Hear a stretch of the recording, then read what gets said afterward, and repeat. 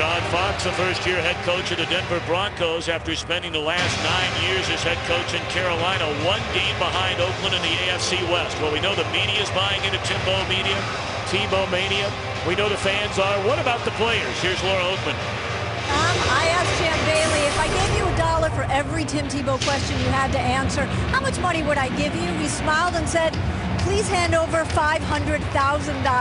But he said, I don't mind. When you have a quarterback who takes on linebackers, you're going to basically have that become the identity of your entire team. As a defense, we play harder for him. We play longer. If your quarterback doesn't get tired in the fourth quarter, you don't get tired. As for all the playoff talk, Champ said today is a game we should win. If we don't, then we aren't ready. This game will tell us if we're for real. Tom? All right, Laura, thank you very much. Leslie Frazier, the 52-year-old Columbus, Mississippi native, a 5-12 record since he took over last season for Brad Childress. And certainly trying to get that third win, an even tougher task without Adrian Peterson in the lineup for a second consecutive week after injuring his ankle against Oakland. So Minnesota won the toss, selects to receive, and Marcus Sherrills from 3 yards deep in his end zone. And a nice return up to the 24-yard line. Christian Ponder did not play in the first 5 games of the season, backing up Donovan McNabb.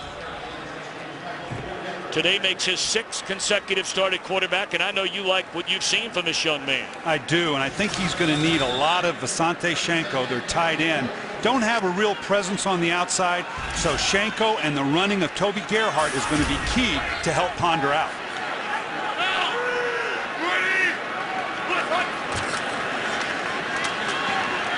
Good protection and a misread. Incomplete. He had an eye on Devin Aromashadu. We talked about Denver defensively. They have been spectacular over the last month and a half, but today, without their leading sack man, the rookie Von Miller. Well, as we said, they're going to have to do it in different ways, and you're going to see the linebackers very heavily involved, and also they're going to have to bring some DB pressure, primarily from the safety position. Well, they have Joe Webb. Joe Webb takes a snap from center, the backup quarterback, and lays it off to Percy Harvin. And Harvin across the 30 up to the 31-yard line, but there is a penalty flag down. Passer, defense number 24, blow to the head. 15-yard penalty added to the end of the play. First down. That's on the 10-time Pro Bowl cornerback Champ Bailey.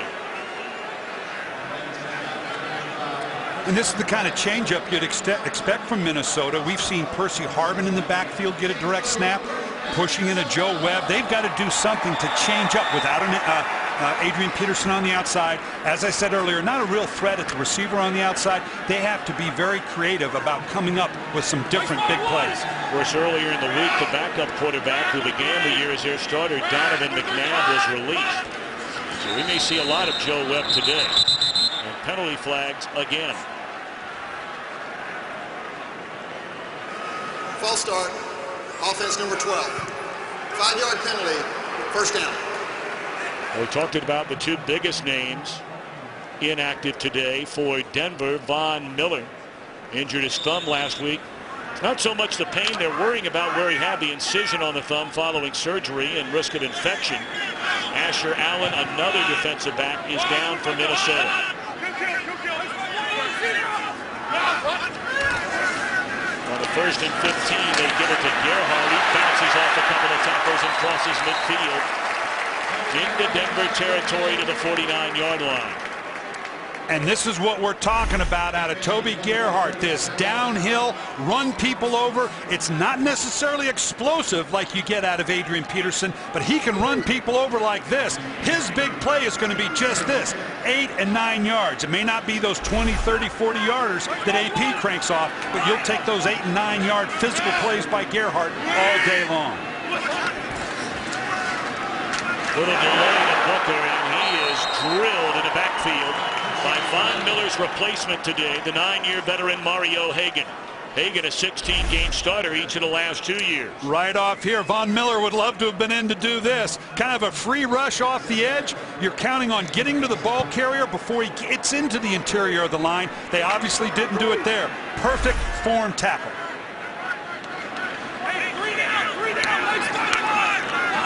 So 3rd and 9 now for Minnesota. They need to get to the Denver 43 to convert.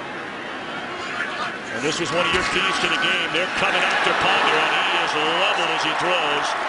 No penalty flags on the play, and Minnesota will punt. Chris Harris, the college free agent out of Kansas, delivered the blow. Coming off here and off the edge right there.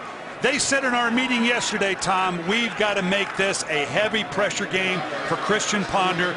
Get him to hesitate, get him to blink. Without Von Miller, we've already seen it. Secondary guys coming, linebackers coming. They're going to use everybody. Well, Chris Kluwe puts a right foot on it, handling toward the sideline, and it stays inside the 1.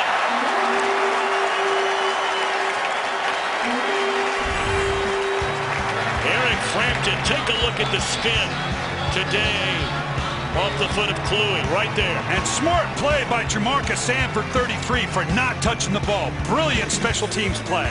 So Tim Tebow gets the ball when we come back.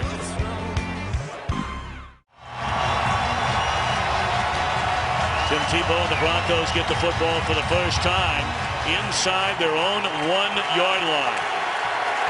I was 8 years here in Minnesota. If there's one place you don't want to start a drive, it's at this end of the field with that noise backed up on your goal line.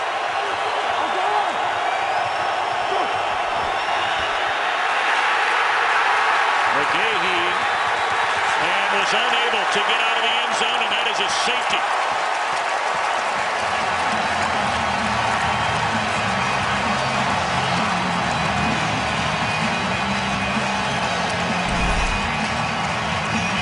Watch the pressure off the edge right here. Gerald Allen getting into the backfield. We just saw a series where Minnesota ran, and they weren't counting on that kind of pressure coming off the edge.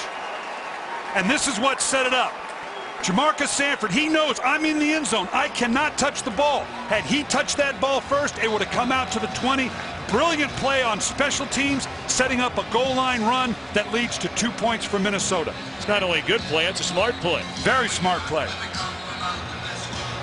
So a rare smile these days from Leslie Frazier after the great punt by Kluwe, the smart coverage play by Sanford, and it leads to this. Yeah, again, just a solid front. Look at the way he comes flat here. Gerald Allen recognizing where he is in the end zone. McGahee doing everything he can to get out. That's a brilliant defensive play. This Minnesota Viking defense has been good against the run, and they do it primarily with a 7-man front. The problem is they're going to have to see a lot more 8-man front today. We'll see how good they are at it. They're pretty good right there. We see that last safety since they sacked Aaron Rodgers in the end zone, and that was Jared Allen back in October of 2009. And of course, that's when Brett Favre was leading Minnesota to the NFC Championship game. And Brian, quite frankly, very little has gone Minnesota's way since then. No, but they're clearly on a path. They think they have their quarterback in Christian Ponder. Their defense is getting a little older. They're going to have to address that going down the way. But they've got an important 4 and 5 games to finish with. Last week, Tom, we had them against Atlanta, and what Leslie Frazier tell us? We're going to identify the personality of this team over the next month. Remember, the entire length of the football has to get beyond the goal line. McGahee tried to stretch out, but never got far enough. So from the 14, it is Sherrills. And he's up to the 35-yard line, so Minnesota's offense comes right back out onto the field.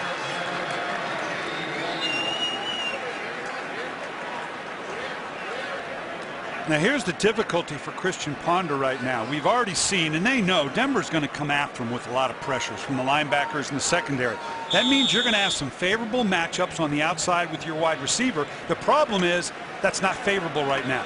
You're talking about some pretty good corners in Champ Bailey and Andre Goodman matching up against wide receivers that have a tough time getting off press coverage. Harvard in the backfield, they fake it to him.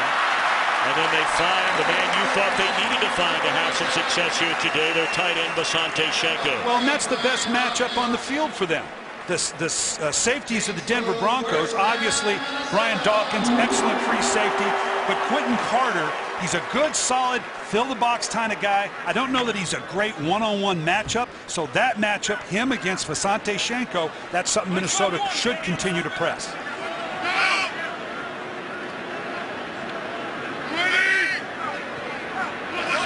First completion of the day for Ponder. He pitches to Harvin. Leapfrogs one tackler. And for the second straight drive, the Vikings are in Denver territory to the 49-yard line. This is where things began to stall on their first drive. Harvin, he is something to watch. Boy, last week in Atlanta, he did all but carry this entire team on his back. 204 all-purpose yards, 8 receptions, 95 yards, had the 104-yard kickoff return that wasn't a touchdown.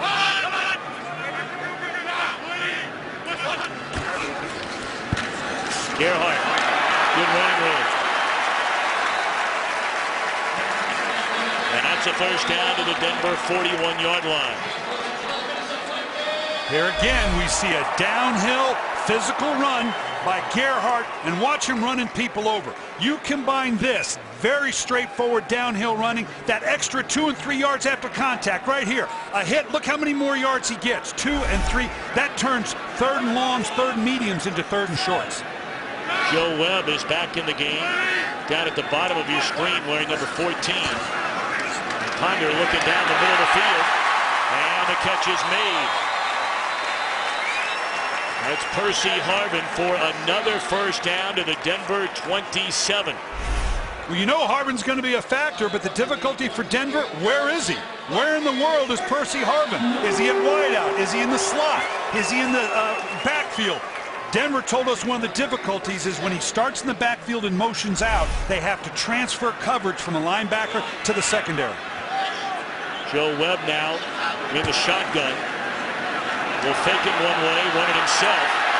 Webb, a very good athlete, who we saw at the end of last year. That's his 4th carry of the year, but his first carry since they played Green Bay nearly a month ago. And he figures to get a lot of playing time. We're already seeing it so far today with Donovan McNabb no longer here as a backup. I'm not a big fan of the wildcat, but when you can wildcat with a guy like Joe Webb, who is a legitimate thrower, then it becomes Tebow-esque, if I may, in terms of the ability to both run and throw out of that formation.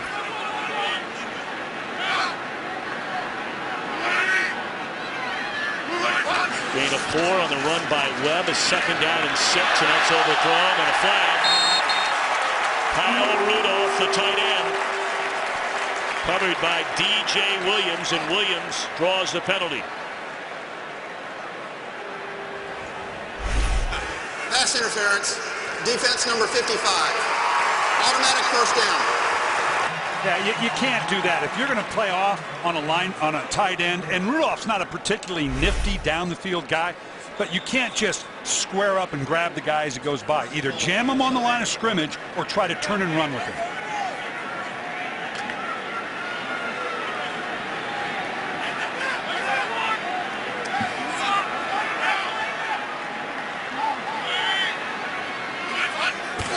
First down, and the inside pitch to Gerhardt. That didn't fool anybody, especially Marcus Thomas.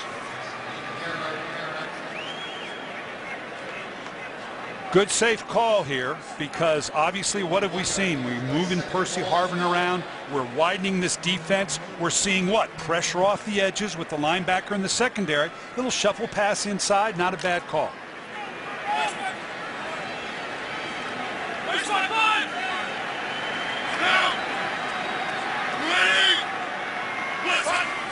Second down and goal. Fake the handoff and then throw it to Gerhardt. Read beautifully by, again, Chris Harris. Well, they're so pleasantly surprised by the play of Harris, who came out of Kansas, did not get a single vote to attend the combine. And just a nice open field tackle. If you're going to play good defense, there's a lot of things you do. You can scheme, you get a pass rush from the outside from Dumerville and Von Miller, but you've got to be able to tackle in the open field, and John Fox told us that was the thing he's most pleased about his defense so far. Third down and goal.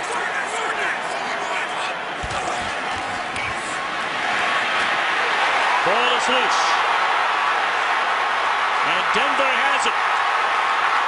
Still on his feet is Jason Hunter. He's all the way up to midfield, and a critical turnover by Minnesota.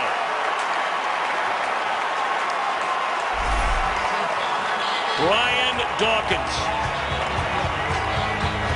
has been spectacular for his 16 years. Forces the first big play of the afternoon. Today's game on Fox is sponsored by Bud Light, the official beer sponsor of the NFL. Here we go. A big play by the stingy Denver defense. Dawkins causing the fumble of Ponder. And Hunter picked it up and races to midfield. So the second possession for the Broncos, and Tebow works out of the shotgun.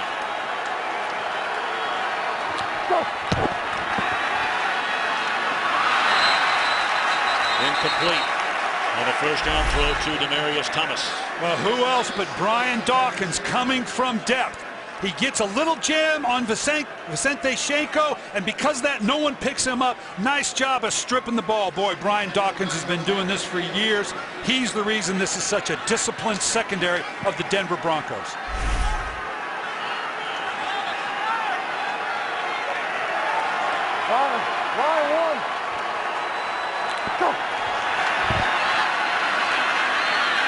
McGahee wrapped up at the line of scrimmage, maybe picks up a yard.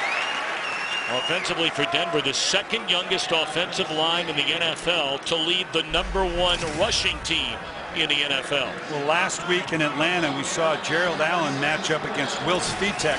Did a nice job with it. This week, it's against Ryan Clady on the left side. I want to see how much help Denver has to give to Clady opposite the All-Pro Gerald Allen.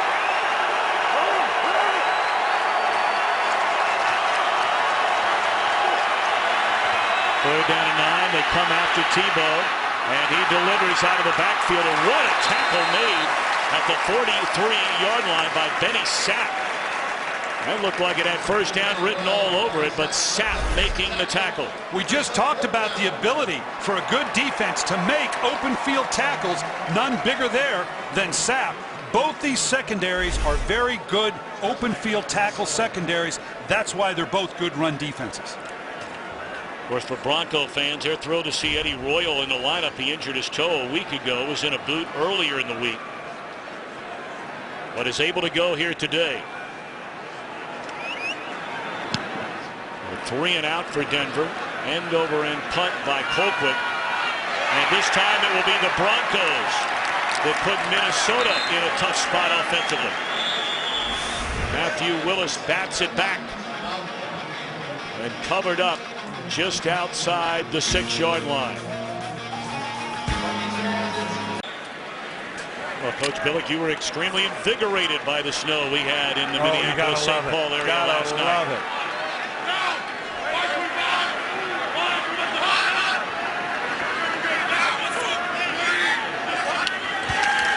A 2-0 lead for the Vikings.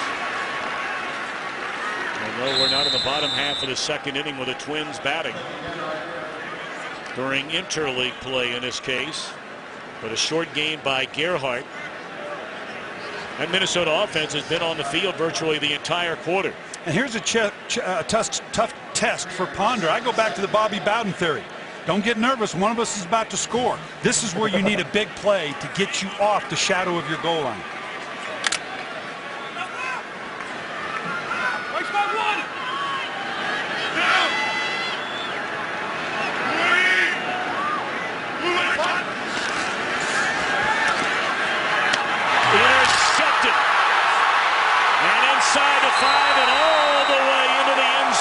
The replacement for Von Miller today, Mario Hagan.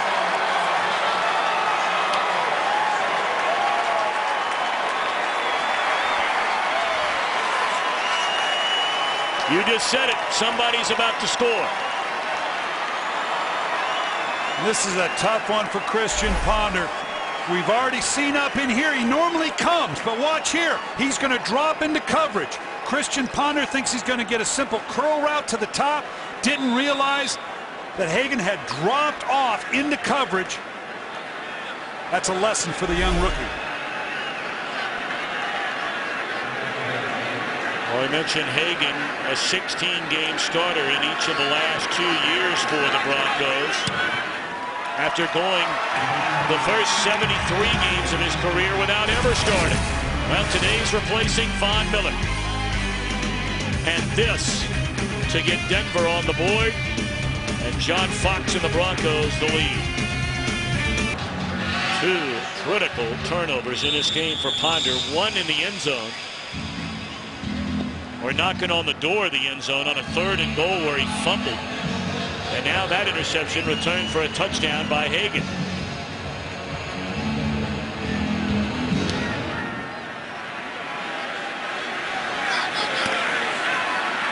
Sherrill's out of his own end zone. Out across the 20, and another good return. Crossing the 25. Von Miller, very excited for his teammate and his backup, Mario Hagan. But I tell you what he's thinking. He's thinking, God, if I'd have played today, I'd have had an interception for a cast or no cast. I'd have intercepted that one. He's having fun right now. An injury on the field. Robert Ayers, or is that Dante Rosario? It is Rosario. Well, we thought at first 91 Robert Ayers was the injured Bronco. It's 81 Dante Rosario, and that could be a big hit for Tim Tebow and Denver offensively. They've been playing with 4 tight ends on the active roster the last 4 weeks. But they already put down Julius Thomas, a backup tight end, coming into this game, so Rosario could play a little bit more. When I looked at the film, I was surprised at how much conventional 2 tight end offense I saw out of Denver. I expected to see a lot more spread. But that's good because that develops Tim Tebow in a more of a pro-style configuration. With the tight ends down, we may see a little bit more of the pure spread on 1st and 2nd down. That's a good sign. Rosario up and walking around.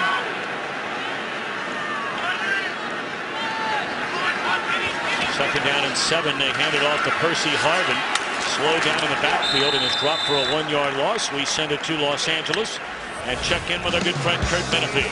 All right, Carolina and Tampa Bay. Cam Newton throws it out to Legacy Nani. He throws it back to Cam Newton. Newton already ran for 1 touchdown this game. Doesn't get a second one, but he gets 27 yards down. They set up another touchdown by Jonathan Stewart. And Carolina has a 14-0 lead. Tom Bryant.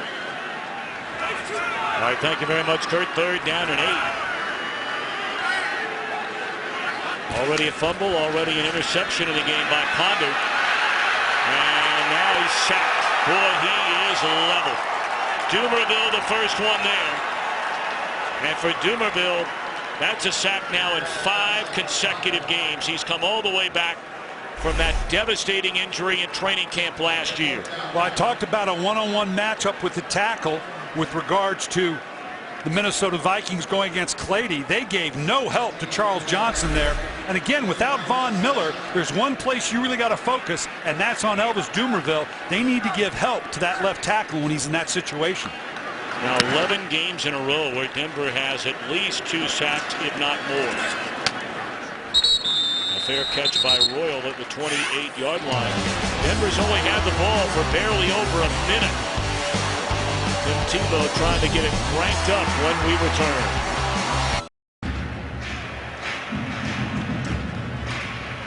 We introduce the Minnesota defense. They've been healthy by and large in their front 7, but Ryan, they have been wrecked with injuries in the secondary. And that's substantial because we talked about this team having to get more involved with its secondary and linebackers. Look at the missing secondary they have here, both at corner and safety. So that means they're playing a different looking front, an 8-man front, with backups to backups.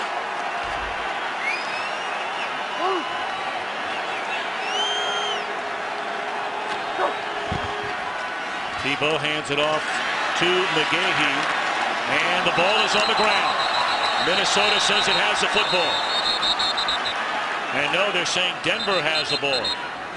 McGahee coming off a 117-yard rushing game against San Diego, his 5th 100-yard game this year. Looks like he's clearly down before the ball comes out.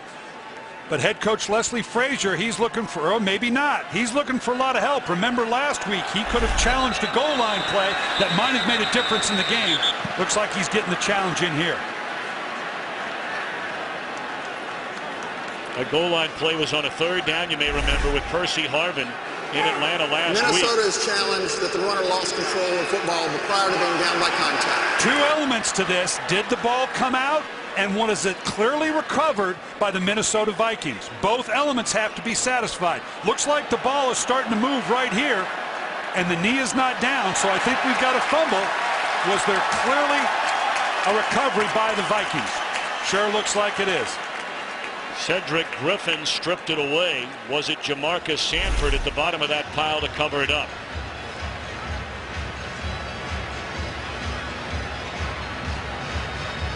We talk about not turning the ball over has been key for Denver, and we focus primarily, obviously, on the lack of interceptions by Tim Tebow.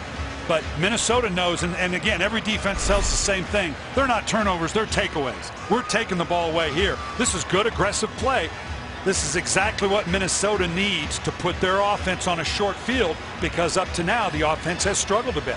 And there is very little doubt, based on that evidence, that Jamarcus Sanford recovered the ball. Those two guys right there made it happen. Griffin on the strip, Sanford on the recovery. We've already seen Jamarcus Sanford make an excellent special teams play that led to the ball being on the 1 yard line and leading to a 2-point safety. Now with a fumble recovery, he's having a good half. And here we are with 3 minutes and 20 seconds left in the opening quarter. Tim Tebow and the Denver offense has been on the field for less than 2 minutes in this game, yet they lead 7-2. And they will tell you that we're okay with that. We understand that the evolution of this offense is going to be a work in progress, and the fact that we don't want to turn the ball over. The priorities are run the ball well, don't turn it over, play good run defense. And that formula works unless you get turnovers, or unless the Minnesota Vikings, in this case, can generate some big plays. All of a sudden, that upsets the equation. Terry McCauley, our referee today, with the verdict. After review, the runner lost control of the football prior to being down by contact. There was a poor recovery by number 33 of the defense. The ball belongs to Minnesota at the 36-yard line. Minnesota is not charged with a timeout. Please set the game clock to 3 minutes, 45 seconds. Tom, there's two types of pressure for a young quarterback. One, what do you do after you throw an interception for a pick six? We've seen what Christian Ponder did there, trying to move his team out. Secondly, when my defense puts me in a scoring position, can I follow through with it? That's what gets a defense believing in you as a quarterback.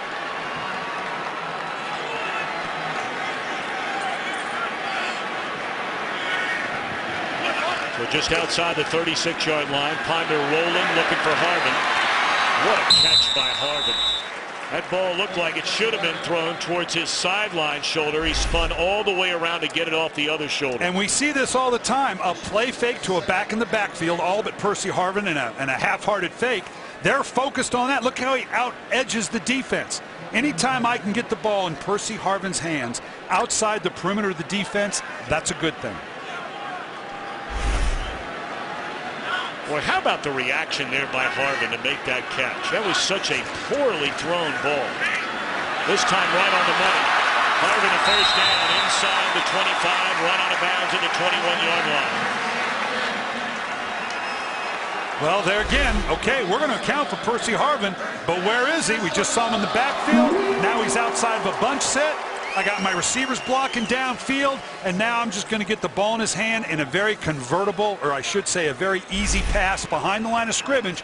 Let this guy see what he can do with it.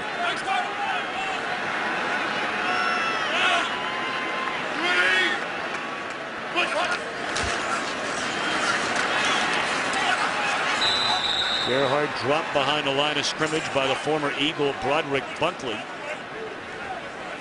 Part-time starter, primarily a backup, in 5 good solid years with the Eagles.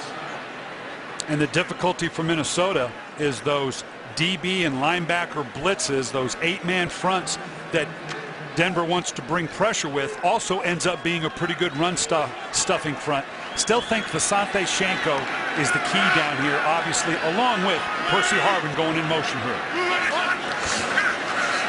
Coming after Ponder again. We know he can run, and he just throws it away. Ponder is a very good athlete.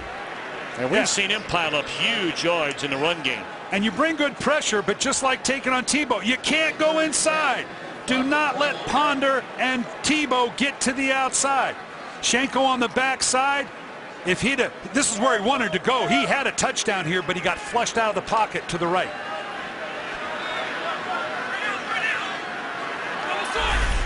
So now a 3rd down and 10.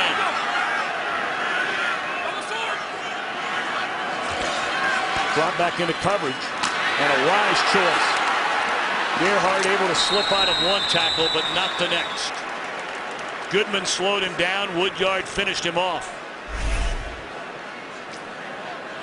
We talk about the open field tackle. You'd like to see a good wrap up by the corner here, but you know what? That's a big man versus little man. You're going to see every corner in the NFL coming up in this fashion. Goodman knows, you know what, I'd love to form tackle here, but I'm probably going to live a lot longer if I take him out at the thigh level. 40-yard field goal try by Ryan Longwell. And he drills it right down the middle. So if you're the Denver Broncos, you got to feel pretty good about the way things are going here right now. I mean, your offense has been non-existent. They haven't been on the field. The other team has turned it over twice. And after all that, you still lead 7-5. But of course, it's been a turnaround season for John Fox and the Broncos inside of a season. Well, you go all the way back to the way they started things in training camp. Very little training camp. They started 1-4 with Kyle Orton at quarterback. Week 7 in Miami. Tebow takes over as the starter. Rallies the Broncos from 15 down in the final 3 minutes to win. They've only turned it over 5 times since he took over as a starter, and they've won 5 of the 6 games. And John Fox knows I can win with this. Remember in Carolina, what was he? Play great defense. Two-headed monster in the running back department. A quarterback that was serviceable, functional, but he wasn't going to lead the league in passing. He has won that way. The big question that he's grappling with now, they had to grapple with in Carolina. Can that formula win a championship? Because that ultimately is what you're going to be judged by. But he realizes he has something unique and special with this group in Denver, not the least of which is Tim Tebow.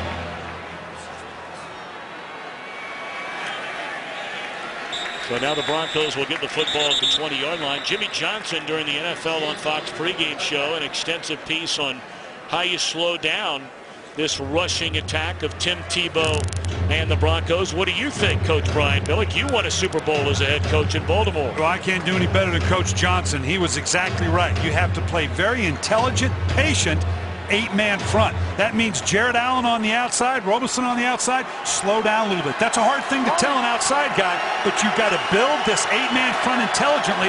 I keep seeing a lot of loose coverage by Minnesota coming into the 8-man front late. That's going to cause a problem for him, just like it did there. Willis McGahee cuts it back to the inside. What a season it is for McGahee. We mentioned already 5 100-yard rushing games. Many felt like at 30 years old he might have been on the downside. He has certainly come back to life. And I want you to watch in the secondary how late they're bringing down the safeties deep here in the game.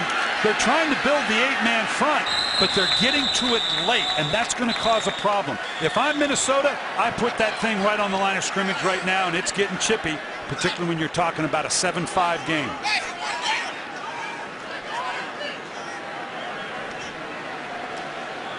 Well, he tried to pick up on 2nd down and 3.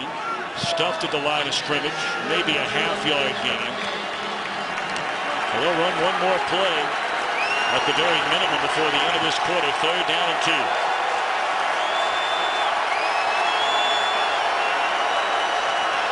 Now they're there. They got everybody up in there.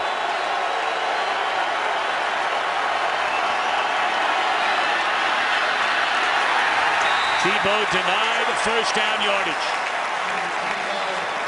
Well, we've called that young man's name a great deal already today, both on defense and special teams. Shamarka Sanford. So the second 3 and out for the Broncos on offense, but at the end of the quarter, they lead 7-5. Minnesota forcing the punt. after Denver fails to convert on a 3rd down and 2. Good punt by Colquitt, chasing Sherrills inside his own 10. He is dropped at the 24-yard line by Spencer Larson.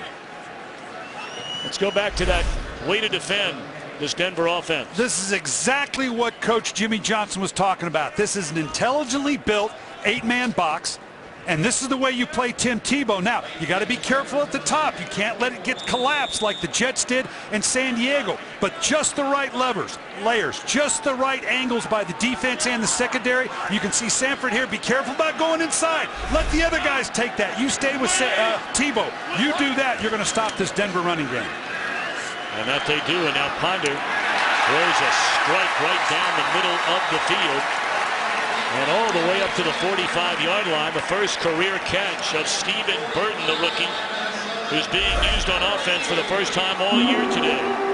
Nice step up into the pocket here by Ponder. If he can get productivity from the outside like we talked about, we've already seen him go to Visanthe Shenko twice. This could be huge for them. I'd like to see come back right now with another physical run by Toby Gerhart. Burton did not have a single catch in the preseason. Only been up for 3 games on the active roster all year long. After the first 7 weeks on the practice squad, they give it to Gerhart, and he plows ahead for a gain of close to 4, maybe 5. And that's what I'm talking about. Look, just the downhill running of Toby Gerhart puts them in a 2nd and 5. I'm a real smart play caller at 2nd and 5. You can see the numbers here. I know Denver's comfortable. Don't turn the ball over. Let's play good defense, but you got to have the ball. Possession without points kills you.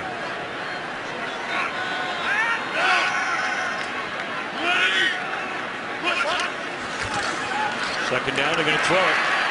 And Ponder is leveled again, this time by the linebacker Joe Mays. Tell you what, they better figure out this Denver blitz in a hurry, or Ponder's not long for this game. What'd we say? Linebacker, secondary. You can see he's going to come right off in here. Pulls the trigger. Unblocked. When you have a linebacker come late, even if you keep a back in the backfield like Gerhart, he's engaged helping the tackle. He's looking down inside on the defensive tackles and the defensive ends. A late rushing linebacker can be lethal to a quarterback. 3rd down and 5.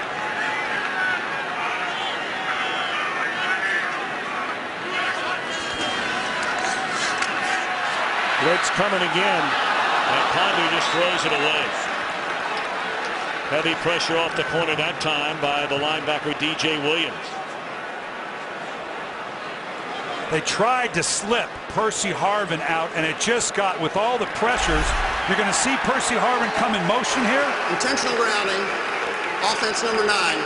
Ball be placed at the spot of the pass, 4th down.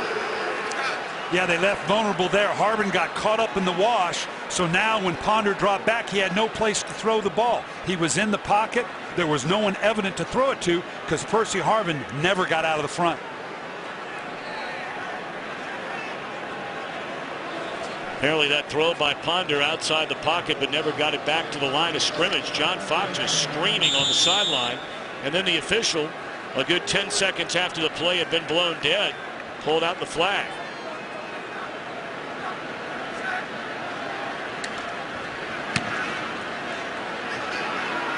Louis booms one to the 15. It's Royal. And a short return to put Denver on offense. 13-13 to go until halftime. And a 7-5 Broncos lead. In theaters December 16th. And by the Droid Razor. Thin is no longer frail. Only at Verizon. This Broncos offense, the most 3-and-outs among all teams in the NFL so far this season. 2 of them already here today.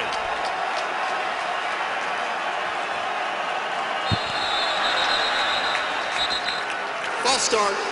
Offense number 68. 5-yard penalty. 1st down. Zane Beatles, the 2nd-year left guard out of Utah. Well, for such a young offensive line, this has been a very, very good offensive line for Denver. Yeah, and it should be, with the exception of Cupper. They're all first or second day draft choices mean first through 3 rounds, and Cooper being a 5th round draft choice, but this is a good young line.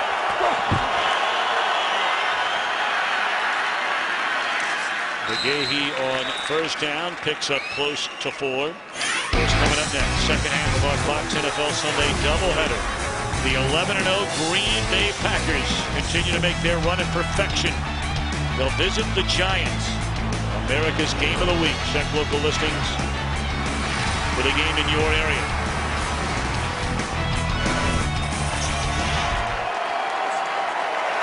Green Bay will play 3 of its final 4 games of the season at home after that trip to the Meadowlands. Tebow rolling, and now he'll run it. And this run out of bounds, we'll see where they mark it, the 27-yard line, so a 3rd down and 4 upcoming for Denver. This is just right here. This is what I'm talking about. As frustrating as it may be for Jared Allen, stay upfield. I know you got chipped by McGahee, but keep pushing upfield. If you spin inside like you do there, and I understand why, he's getting a heck of a chip by Willis McGahee, but if you give Tim Tebow that edge to the outside, this is what happens. They're now in the 3rd and medium. Broncos without a first down so far in the game.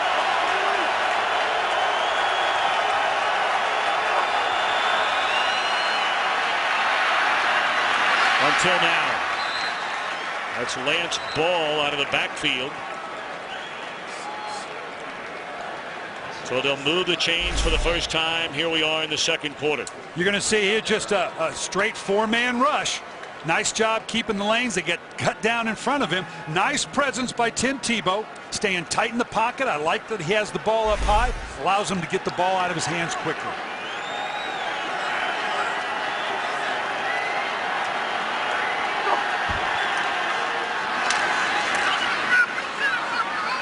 McGahee out across the 35 up to the 37-yard line. That'll be a gain of 4 on first down. Well, this rushing attack over the last 7 games, the Broncos are averaging 204 rushing yards per game. They were under 90 per game when they began the year at 1-4.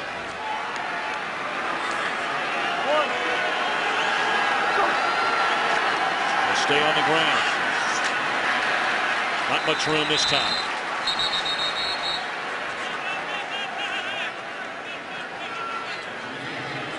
Of course, when you talk about this Denver running attack, even though he plays a quarterback position, Tim Tebow, right after McGahee, their 2nd leading rusher.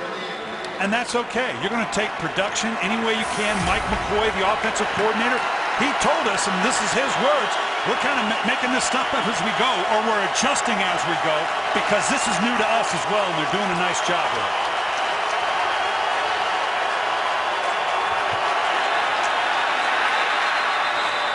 It looked like early movement by the right tackle, Orlando Franklin. False start. Offense number 74. 5-yard penalty. 3rd down.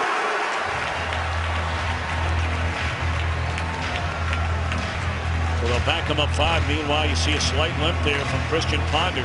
We brought him to get some major hits already. Yeah, he's been under duress all day. And this Metrodome crowd's got to crank it up. We've seen 2 procedure penalties now. They can have an effect on this Denver Bronco offense with these tackles and the wide rushes they've got with Allen and Robeson. This crowd needs to crank up.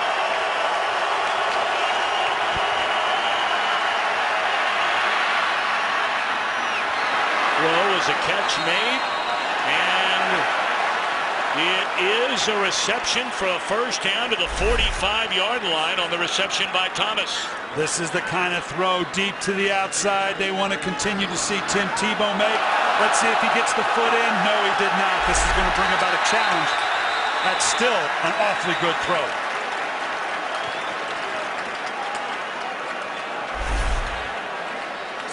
Here you can see here, beautifully thrown ball. He's got control, right foot's in, but that left foot is just touching the line. He maintained control. I think you can see Minnesota's challenge that the pass was incomplete. Timeout. That red flag came right out of the pocket of Leslie Frazier, who won a challenge already and tried to make it 2 out of 2. Guide team. I don't think there's any question here. His two parts. maintained the process, and was his foot, that second step inbounds. Looks like his foot is clearly on the white there. And remember now, it was called a reception. He's got control through the process. I think his foot's out of bounds. I give Tim Tebow and that offense credit. They immediately got up on a quick snap to try to avoid the challenge. So that shows a progression on Tim Tebow's part in this offense. After review, the second foot came down out of bounds. The pass is incomplete. It will be 4th and 9. Please set the game clock to 9 minutes, 41 seconds. Minnesota is not charged with a timeout. They have had 2 successful challenges. They will have 1 more for the remainder of the game. And Leslie Frazier came under a lot of criticism this week for not challenging the goal line play you alluded to earlier in Atlanta. He's been on it here now. He has been decisive. I'm not sure if he got the word from upstairs or not, but he knew it was a critical enough time, particularly down on the end zone. And in here, he made the call. Good calls by Leslie Frazier. Colquitt, high, deep punt, chasing Sherrills inside the 10. And he is tackled right there, and there is a penalty flag down. Willis dragged him down. There's penalty flags at each end of the field. During the kick, holding, receiving team number 41. Half of this is the goal from the end of the kick. First down, timeout. Good coverage by Willis. Today's game is sponsored by the Ford F-150, the only truck available with EcoBoost. 9:32 to play until halftime from Minneapolis, and Denver with a 7-5 lead. Minnesota from its own 3, stepping up to make the hit immediately is Joe Mays. Of course, he put a big hit on Ponder earlier in the game. Christian had the fumble inside the red zone.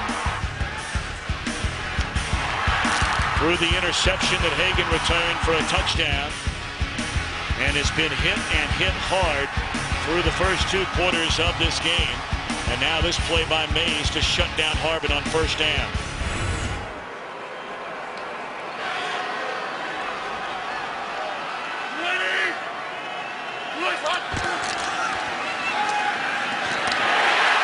Safe throw on the crossing pattern by Aroma-Shadu, and that's the first down to loosen the tie a little bit.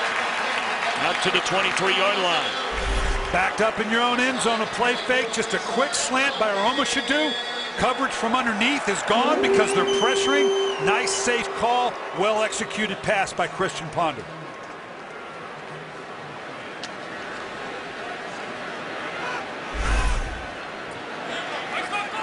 Well, the injury a week ago to Michael Jenkins, outside of Percy Harvin, Ponder does not have a wide receiver on this team that has more than 10 catches so far this year. Gerhardt wrapped up after a short game. We saw Ponder limping a moment ago.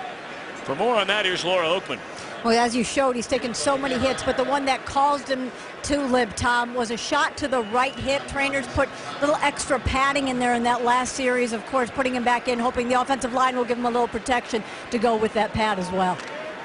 Laura, thank you. Ponder, the 12th pick in the draft, the 4th quarterback taken, behind Cam Newton, Jake Locker, and Blaine Gabbert.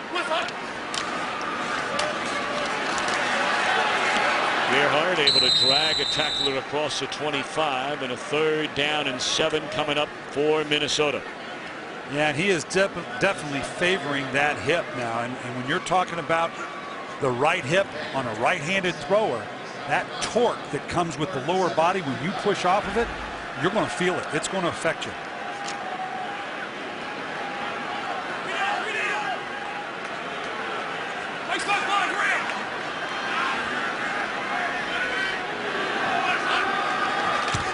Coming after Ponder again. What a catch by Aroma-Shadu.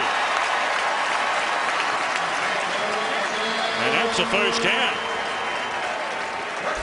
Great job by Aroma-Shadu going up on this quick little corner route. He knew he was going to have to go up high in behind him. Nice job, Christian Ponder. They brought the house on that one. He knew it had to be all on timing. Hip or no hip, that's a good throw. Shootout, the guy who really burst onto the scene, you may remember, at the end of 2009 with the Bears. And then disappeared in that Mike Martz offense last season. And very quiet until this drive for Minnesota. They open up the middle of the field and just dump it off to Gerhardt. And he's up to the 47, another first down. So while they move the chains, we move west to Los Angeles. Here's Kurt Menefee. On the pregame show, Andre Johnson talked about trying to help out T.J. Yates making his first NFL starts. This is one way to do it. 50-yard reception down to the 4. A couple of plays later, Yates with his first NFL touchdown to Joel Dreesen. Houston leads the Falcons 10-0, but Atlanta's inside the 10. Tom? All right, Kurt, thank you very much. First down for the Vikings. This drive starting inside their own 5-yard line.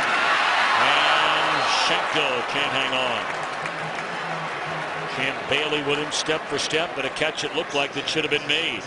I talked about the concern for Denver. Who do I match up with Visanthe Schenko and my safeties? I'm not going to do it. I'm going to put Champ Bailey on Visanthe Schenko. I like that move by Denver. This guy can run with anybody, and you got to know that that's going to be a primary target for Christian Ponder.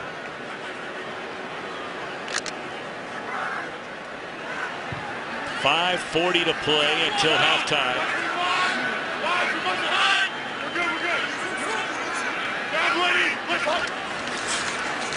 They hand it off, and a huge loss back to his own 45-yard line, and again it's Mario Hagan. We heard Christian Ponder in his check process says we're good, we're good. Well, no, you're not. Because there again, you got everybody down the box. They're bringing pressure for pass pressure that, by the way, can be a pretty good run stuffing front as well. That's a loss of 6, and Hagan making the most in the absence of Von Miller. Already with an interception return for a touchdown. Only a 3-man rush this time. And Shootout for a third time on the drive converts on third down.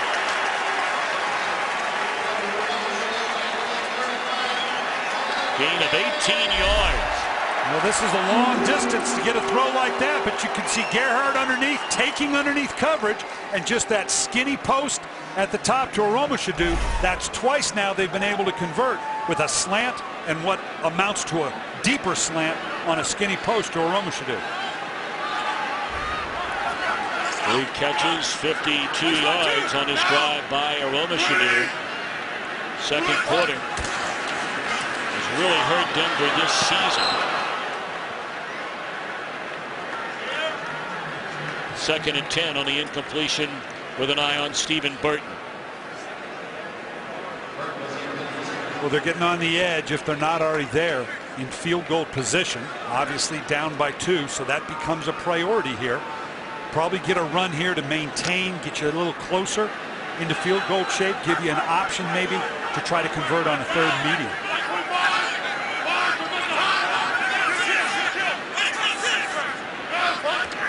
Second down and 10. They give it to Gerhardt, and he has a first down and more. Offended at the 20-yard line by Quentin Carter. Clock rolling down to 4 minutes, and Minnesota rolling into the Denver red zone. Christian Ponder here checking this. You could hear him say, kill, kill, kill. Whatever they had on, they killed to this, meaning we're going to go downhill. We've seen a couple good downhill physical runs by Gerhardt. You're going to see a play action pass off that same action at some point. Gain of 16 on the run by Gerhardt, right back to the air, and looking for Kyle Rudolph, the rookie out of Notre Dame. It is ruled a touchdown, a penalty flag on the field. Pass interference, defense number 20, penalties to 5, touchdown. Rudolph, the former standout high school basketball star from Cincinnati Elder High School, using some rebounding muscle right there. He has great hands. He has the size. You talk about through the process. This is through the process. He shows control. Now them coming up and knocking it out. No, this is a catch for a touchdown.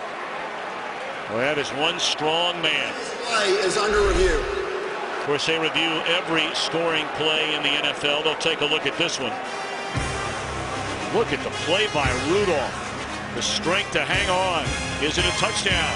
We'll know in a moment. After review, the receiver established and maintained complete control of the football with 2 steps in the end zone. It was a touchdown. The ruling on the field is confirmed. So Kyle Rudolph, who missed last week's game with an injured quad. When people forget what a great player at Notre Dame Rudolph was, were it not for a very serious injury his senior year, I mean, he would have had some of the gaudiest numbers in all the country. He was still the first tight end taken in last year's draft. And the point after is good. What an impressive drive. Engineered by Christian Ponder and the Minnesota offense, starting inside their own 5-yard line. And we go to our Fox Command Center to Mike Pereira. Mike, what was it that had him taking a look at that play for so long? You know, this was not a process, and I think that's interesting because process of the catch only applies to going to the ground. And people say, do you treat the end zone the same way that you treat the play in the field of play? And the answer to that question is no, not in this situation. This would have been a catch and fumble in the field of play. But since that was the case in the end zone, it becomes dead as soon as he maintains control long enough to perform an act common to the game. It's that time frame, and here he clearly did on his feet, and that's why they could confirm this as a touchdown. And right there where Dawkins came in and stripped it away, as you mentioned, Mike, in the field of play, that would have been a fumble. So we thank Mike Pereira from Los Angeles. And Christian Ponder, despite a fumble, despite an interception return for a touchdown, despite an injury to his right hip, very impressive on that touchdown drive. And I got to tell you, I'm so pleased that's a touchdown because I did not want to have to explain to my 90-year-old mother why it wasn't because of rule or process. I'm just thrilled to death it counted. Ron Cosby drilled by Kleinsaucer at the 19-yard line, and D'Imperio there as well. Good play by D'Imperio, the former linebacker, converted into a fullback. So now with 3:28 to go, this Denver offense has only run a total of 14 plays on offense here in the first half. What can it do? Yeah, this is the type of situation that will stretch Denver a little bit because this isn't the mode they're in terms of strictly putting it on the quarterback's back. Maybe a gain of 1 by McGahee, and again we check in back in Los Angeles. And the Miami Dolphins have it going. They won 3 out of 4 hosting the Raiders, who have won 4 straight. Matt Moore hooking up with Devon Best, 12-yard touchdown, and the Dolphins at home shutting out the Raiders 13-0 just inside the 2-minute warning. Tom and Brian. Of course, that's good news for Denver fans. A game behind Oakland in the AFC West. Of course, Denver blew Oakland out of the gym in that fourth quarter win back in week 9. And Tebow in trouble. And down he goes. Remy Adele, the former Saint, with a sack. Well, you can scheme up and you can go with outside pressure and the like, but you're going to see right here, or you can just beat the guy off the line of scrimmage in the middle. We always say it, quarterbacks hate it with that quick pressure right in the middle. He's turning out figuring, no, I'll go someplace else. Now he's staring at Robertson coming from the outside. That quick inside pressure is always lethal. And now 3rd and forever for Tebow. Minnesota thinking about getting the ball back. Set up the screen to Lance Ball. And he's up to the 20-yard line, and that'll take us down to the 2-minute warning. Or is Minnesota going to spend a timeout? Play stops. Minnesota. Yep. 30-second timeout. So they're going to stop it here at 2:07. We'll have another stoppage at the 2-minute warning following the punt. And then Christian Ponder with a chance to add to this 12-7 lead. Well, we've talked before, Tom, that this season now for Minnesota is about really one thing, the development of Christian Ponder. How does he respond to situations? We just saw him take them the length of the field, convert on a couple 3rd and longs. Well, here's another opportunity for Christian Ponder to continue to improve. He's going to get the ball under 2 minutes with an offense that just went the length of the field to score. Can he put them back in field goal, at the very least, field goal position, to come up with another 3 points? What a punt by Colquitt. He's among the best in the league, but he may have over-punted his coverage. There's a flag. This is coming way back. There's a second flag.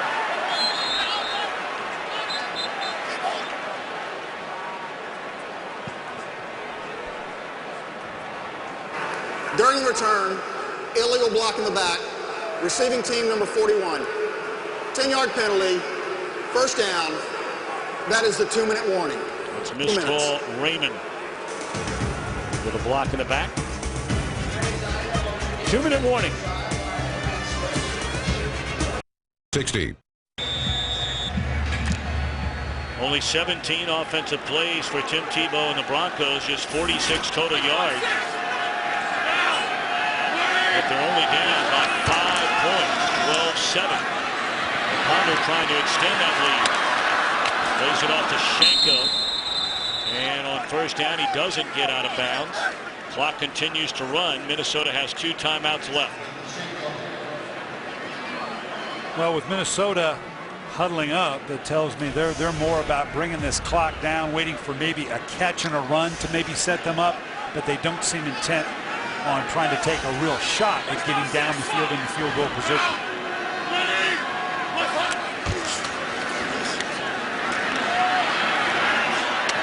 And it's Roma should do yet again. And this will be a timeout by Minnesota. Catch up to the 33-yard line.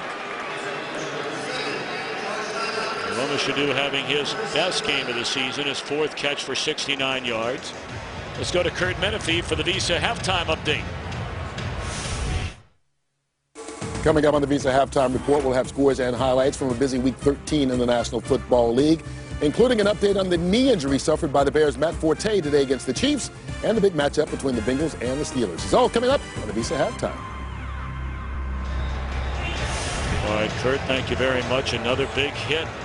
This time Doomerville on Christian Ponder.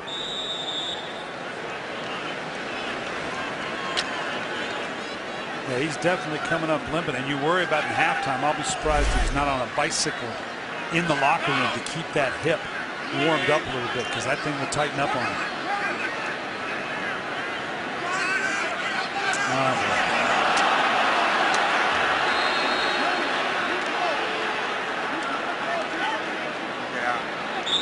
Well, we saw this last week at times from Minnesota on offense, and Coach Billick, I got to ask you. A team cannot call consecutive timeouts. Please set the play clock to 10 and start on my signal. Get on the... Starting to ask you, how in the world does this happen after a timeout? I don't know. I can't understand what you're communicating. But they decided to take the runoff on the clock instead. That is their option. Ponder fires behind Aroma Shadu. Well, I think you're almost doing the offense in this case a major favor, rather than a penalty. Well, let's give 10 more seconds to run another play. Yeah, let's back up and talk about getting the mistake of the back-to-back penalties. I don't know what the miscommunication was. I question huddling up in terms of burning down the clock. You're running out of clock now, and I only have 1 timeout left. You're putting your quarterback in a tough position to viably get into field goal position. Well, Gerhardt wisely steps out of bounds right at his own 40-yard line. The season long for Longwell is 53 yards. So you basically need to get down to the opponent's 35-yard line to tee up a 53-yard attempt. The key here now is to get the first down, so I can, put the ball into the dirt to stop the clock if I want to do that, but only if I get the first down. So it's not like he has to think about field goal position with this throw. 3rd and 3. Well, had no chance from the beginning. Goodman coming up and staying closer with Aroma Shadu this time. Keep So in out mind, the punt team. Keep in mind Goodman down here at the bottom, 21. He has as much right to that space as does Aroma Shadu. So you talk about the 5-yard contact. He was clearly in inside position. He's already been burned on 2 slants on a 3rd down. He wasn't going to be burned for the 3rd time. Royal drops back.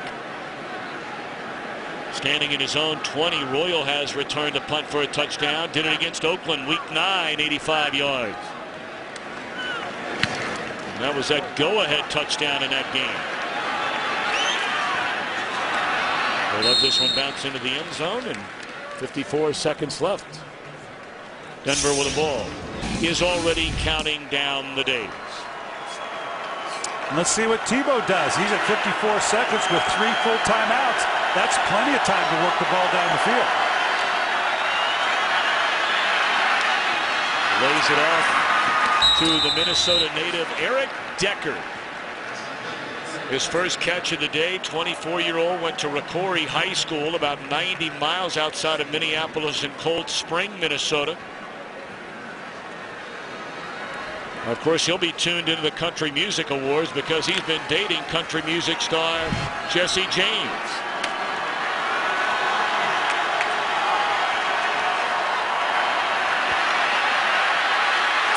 Tebow is sacked and the ball is loose. Was he down?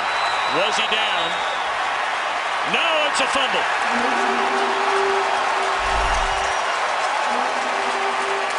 Jared Allen coming off the left side with no help. The ball, he puts the ball down there. This clearly is something that John Fox is likely, or excuse me, the review will come from above.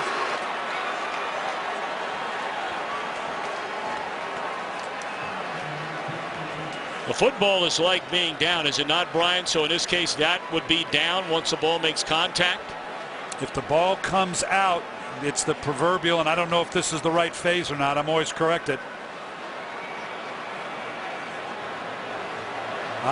Was that simultaneous? The knee is what I was getting right. at while Did the ball he there have was control down. of it right there, and the ball then comes out? I'm going to leave it to a higher pay grade than mine to figure out what happens with that one.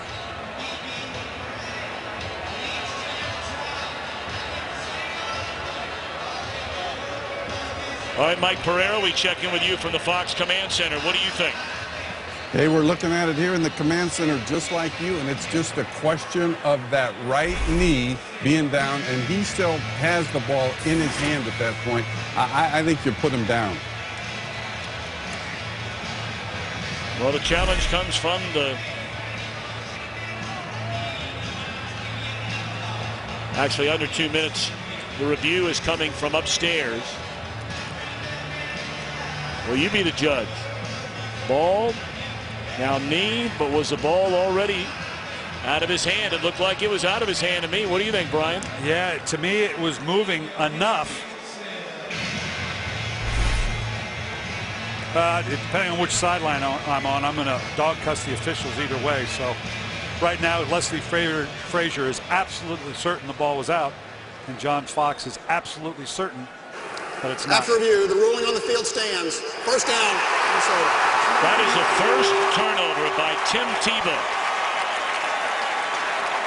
that he has had during this 4-game winning streak. He's not thrown an interception, nor has he fumbled during this 4-game Denver winning streak. But 2 fumbles in this game, one by Tebow, one by McGahee. Certainly a huge factor for Minnesota right now. And Minnesota with 1 timeout remaining, clearly already well in Ryan Longwell field goal range. Ponder to Shenko. That'll be a gain of 5. Clock continues to run to 30 seconds.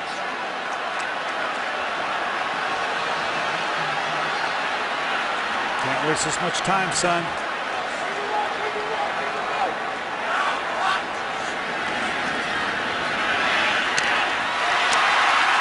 Aroma should do yet again, and the clock continues to run.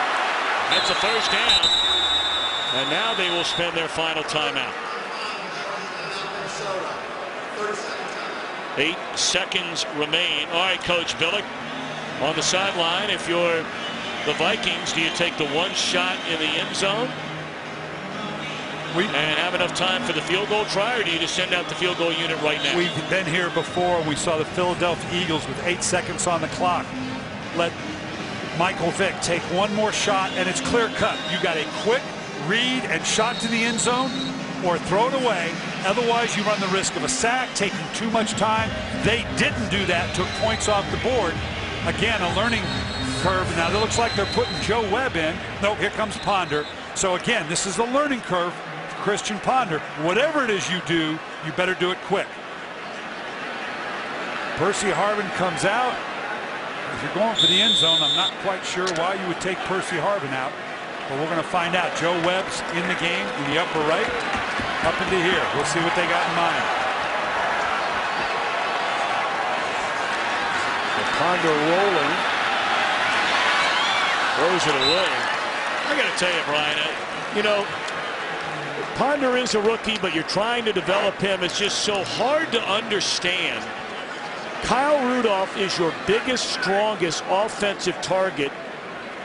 Percy Harvin is your best offensive player. Yeah. And both of them, when you're taking a shot to the end zone, are standing on the sideline next to the coach. Yeah, that's hard to understand. Yeah, you just have too much time to think this stuff up sometimes as coaches. 25-yard field goal try. And it is good by Ryan Longwell. So that's the way the first half comes to an end. Only 48 yards of offense for Tim Tebow and the Denver Broncos. But the Broncos defense played well up until the final few minutes of the first half, and you wonder, are they a little bit tired right now? Well, it can certainly be a factor, but we've still got the game in that manageable form that the Broncos love.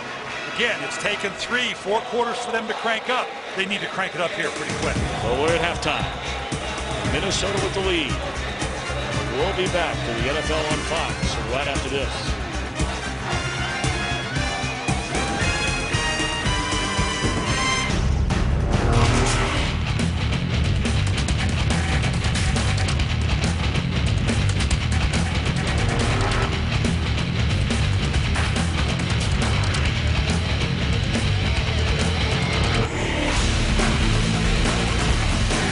To begin the second half here in Minneapolis. 15-7 our score. Follow your favorite team all season long. Go to iTunes.com/NFL. So Tebow and the Broncos only had the ball for a little more than 5 minutes in the entire first half. What about this second half to try and get something going on offense? Well, we may have to actually see Tim Tebow throw them back into the game. Minnesota's playing a very intelligent 8-man box. Jimmy Johnson talked about it in the pregame show. They're very intelligent. They're patient with it. He's going to have to convert on third down. He's probably going to have to make some plays with his arms. Meanwhile, as you speculated, Christian Ponder would be on the bicycle trying to keep that right hip loose, which is Laura Oakman reported on. He injured in the first half. Ironically enough, he played his best football after the injury, those final 2 drives just before halftime. So Eddie Royal takes a second half kickoff, or it's Cosby. It's up to the 23-yard line. And you look inside the numbers, and you would think just based on some of these numbers, especially when you put turnovers, each team with a couple, that Minnesota would have a bigger lead than 15-7. And Denver can take heart in that. Now, Mike McCoy, the offensive coordinator for the Denver Broncos, talked about how they adjust on the run. And it isn't until that third and fourth quarter they get a sense of what it is they need to do because this offense is evolving. The problem is with those numbers, you don't have much to go on. Only 19 plays on offense. And Tebow to throw on first down, and the catch is made by Eric Decker up to the 39-yard line, and that's a first down. We've seen this, Minnesota do this several times in terms of the pulling up the linebackers with the play fake, opening up the alley to this slant, Decker pulling it into the body. Minnesota's got to be patient. They'll let those type of plays happen. Don't let Tim Tebow get cranked up. And getting cranked up on that carry, a gain of close to 10 by Willis McGahee, chased down by E.J. Henderson. So back-to-back plays spanning nearly 30 yards for Denver. And they're doing it from traditional looks, like this is just a 2-back alignment, just an inside zone play by McGahee. They'll build off this. They remain with the 2 backs in. With a delay to McGahee and another big run. Still on his feet, and that's a gain of 15. Boy, just 2 simple downhill plays, an inside zone and just a lead ISO. McGahee now, he was with me in Baltimore. This is a tough running back. had better than 100 yards last week in their win. You combine it with this, if Tim Tebow can get cranked up, just the formula they need to take on the Vikings. They are pounding them now. Are they ever? That is another big carry for McGahee, and close to another first down.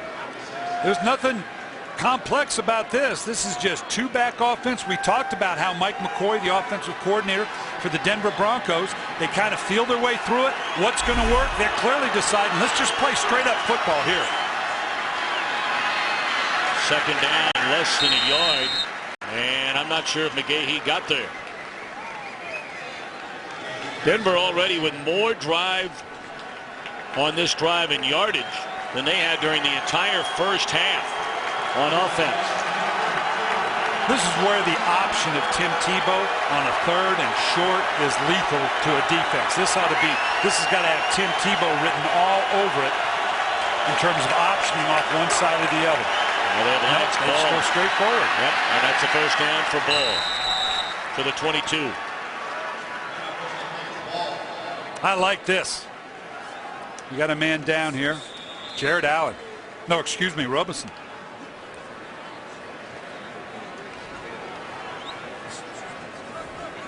So Robinson, the injured Viking, they're taking a look at Robinson over on the sideline. Yeah, you can see just the top of the helmet right here. His neck's gets stretched. Hopefully that's just a burner. He'll be back. What a start to this second half for the Broncos. And now Tebow to throw it. And it's dropped by Decker. Up until that play, a 17-yard completion, 11-yard run, 14-yard run, 9-yard run. Nice execution, quick play fake. We talked with Tim about getting used to his receiver. You got to remember, no offseason, installing a new offense. He was the second and third quarterback, hadn't worked with these guys a lot. That relationship you have to have with receiver is still clearly developing for Tim Tebow. McGahee met head on this time by Adele. And a third down and long coming up for the Broncos on this opening possession of the second half. You see the numbers on Tebow. 5 of 8, 46 yards. Ground game outside of this drive has been extremely quiet. But already quadruple the number of first downs on this drive than they had in the entire first half. 9th play of this drive.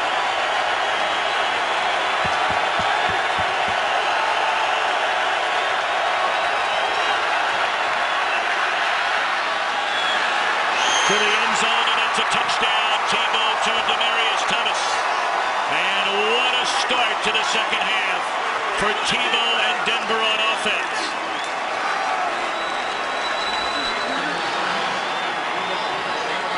And right now, I have no idea what Cedric Griffith and Jamarcus Sanford were seeing. You can see he's going to let the outside receiver go. And it looked like he thought he was getting help over the top. I have no idea what drew Cedric Griffith off coverage to come up underneath.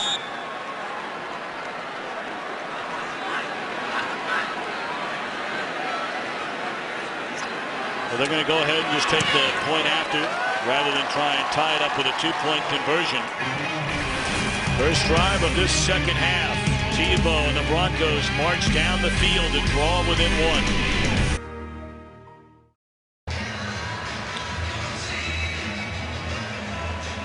Large chunk of it coming on the ground. 9 plays, 78 yards, and a touchdown throw from Tebow to Thomas. Tebow his 9th touchdown against 1 interception on the season.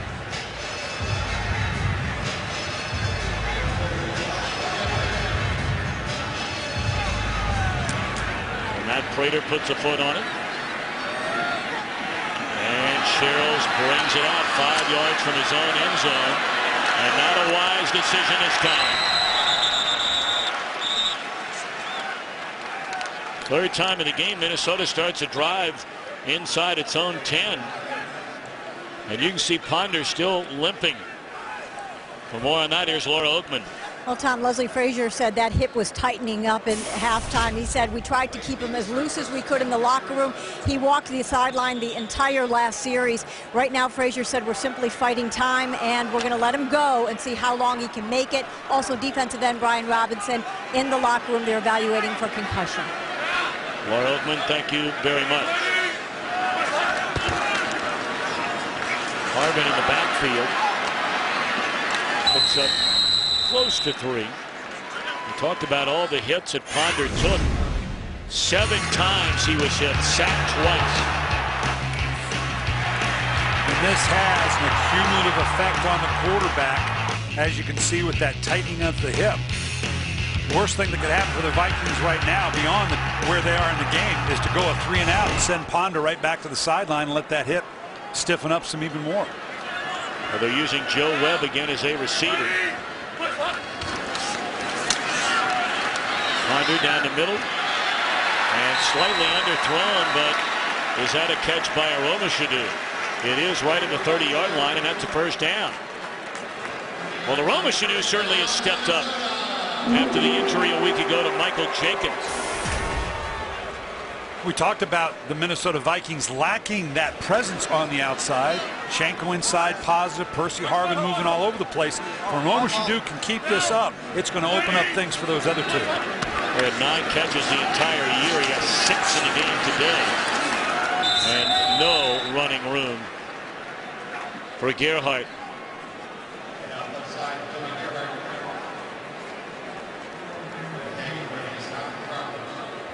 Denver, when I look, you can see right here, watch Dawkins on the outside here. You talk about a safety being able to come up and play like a linebacker. Takes on the pulling tackle, forces the play back inside. Brian Dawkins, huge pickup for them from Philadelphia. How much would Philadelphia love to have Brian Dawkins back right now to hold that group together? Blitz coming and pick it up. And Champ Bailey got tied up with Aromashadu. No flag. So a 3rd down and close to 10 coming up for Ponder.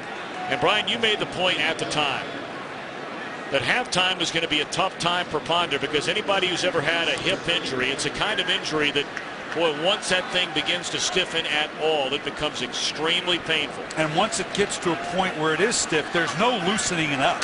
As Laura said, Leslie Frazier, all we can hope to do is hold it off, because the clock is ticking on that hip. Can they get through the game and let him finish?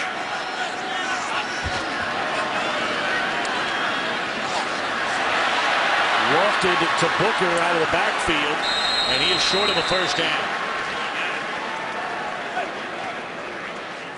Nice call, nice execution, but for Denver, anything short of a conversion is a win, and that's exactly what they've done on that 3rd down. Brian Dawkins fired up, coming up and making that play. He knew with his offense going the length of the field for the score, forcing now this offense on a quick couple and out, they can take control of this game.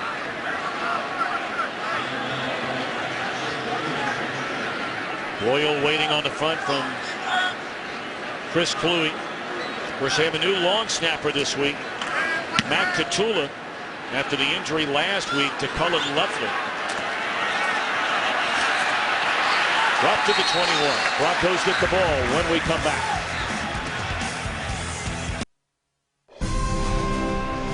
Fox Sports is so proud to support the Armed Forces Foundation, which offers vital assistance to service members and their families through financial, recreational, and emotional support. AFF provides better care and treatment for our military. Please support America's heroes, serving those who serve us. For more information, please visit armedforcesfoundation.org.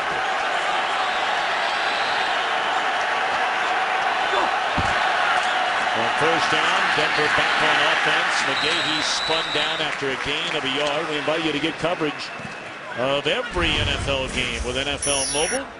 Call ** NFL right now.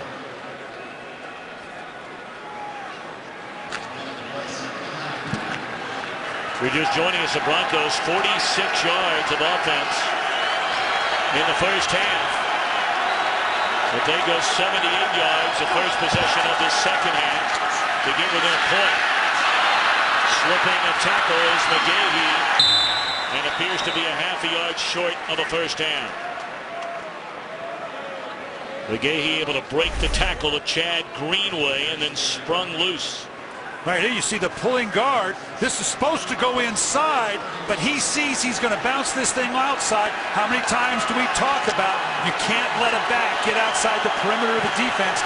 Nice jump cut by Willis McGahee. Opponents this year are 13 for 13 on 3rd and 1 against Minnesota. And I believe that's their first stop. How about that? If you hadn't have said that, they'd have gotten it. Tell you, I got to wonder again.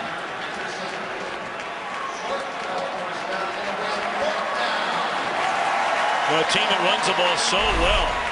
Hard to believe that Denver could not convert on 3rd down and a yard. Tebow wanted to go for it on 4th down. His coach says no way.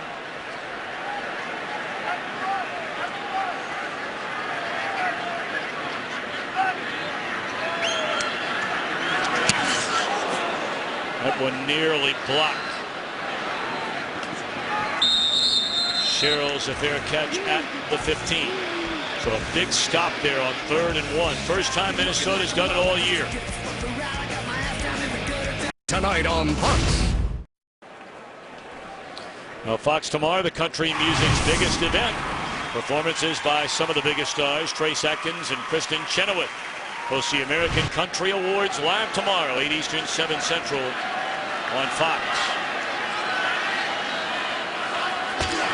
Well, from the 15, Lorenzo Booker on the carry out across the 20 up to the 21-yard line. A little over halfway through this 3rd quarter. And a 1-point game with Minnesota in front. This obviously flops now in the 3rd quarter. The first half, it was all Minnesota, time of possession, yards, but obviously a long drive by Denver.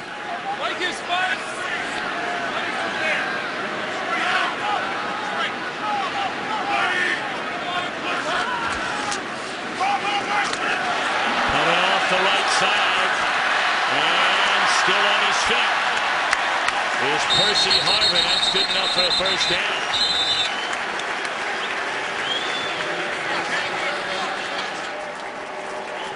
Great job by Kleinsasser.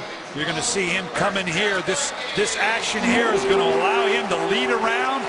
I'll say it again. You can't let an offense get outside the perimeter of the defense. Nice sustained block. Percy Harvin stretch, has the ability to cut back inside. Got a good block from Kleinsasser, playing in his 177th game as a Viking. And here's Gerhardt. That's the way he used to run it at Stanford.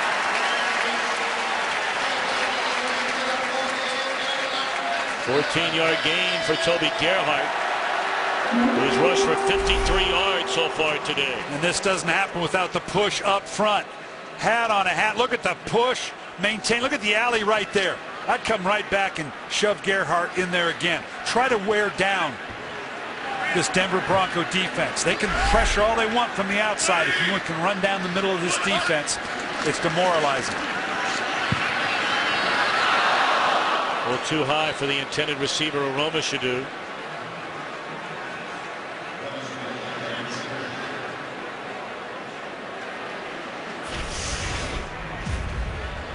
See the numbers on Ponder. The interception return for a touchdown in the first half by Mario Hagan. Gerhardt, who in really a game and a half, replacing the injured Peterson, and only rushed for 44 yards in the 2 games.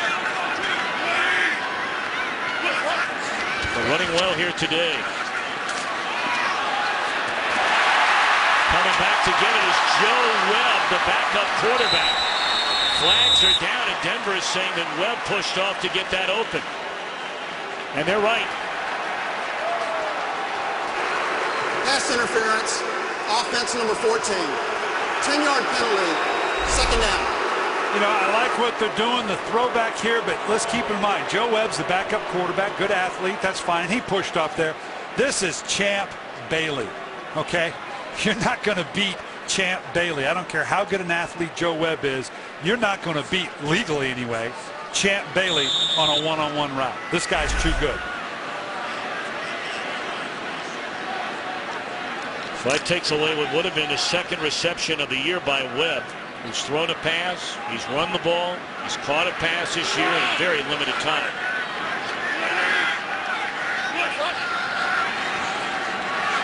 And now they set up the screen to Gerhardt. Hard hitting up close to midfield. Third down coming up. We check in with Kurt back in Los Angeles. The Bronco fans were like this. The Raiders are being thrashed in Miami. Matt Moore on the draw, 6-yard run. Look at this. Dolphins all over the Raiders, 27-0. And they're still in the third quarter. Tom, Brian, and Laura. 27-0. Wow, you don't think the Broncos aren't watching this one? Someone in the Bronco organization is watching this as well. Should Oakland go down? I'd run that screen again. Defender fell down and hung it to the end zone.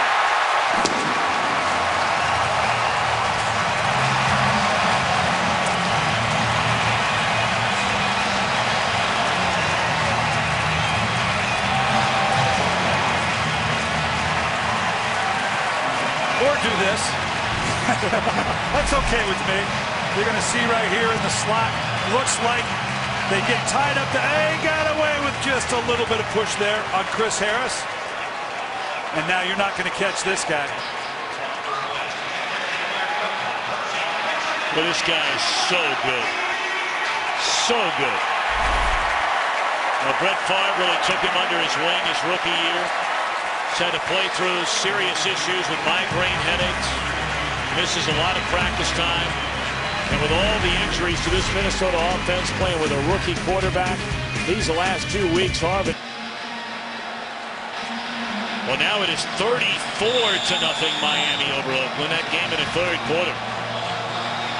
But Denver is trailing by a game to the Raiders in the AFC West. And trailing with 3:12 to play here in Minnesota. 22-14, and Cosby out of the end zone. Quan Cosby still on his feet, run out of bounds by the kicker Longwell. On the other side of midfield at the Minnesota 41-yard line. Well, we talk about a running play can't get outside the perimeter of the defense. A return can't get, you can't let a return get outside the perimeter of the coverage. Nice job. This is just, ooh, got a little bit of a face mask there they got away with, the helmet. Not a little bit. This is just what Denver need. You saw those standings to get a road win here, particularly if that holds up in Oakland, changes the whole complexion of the AFC West.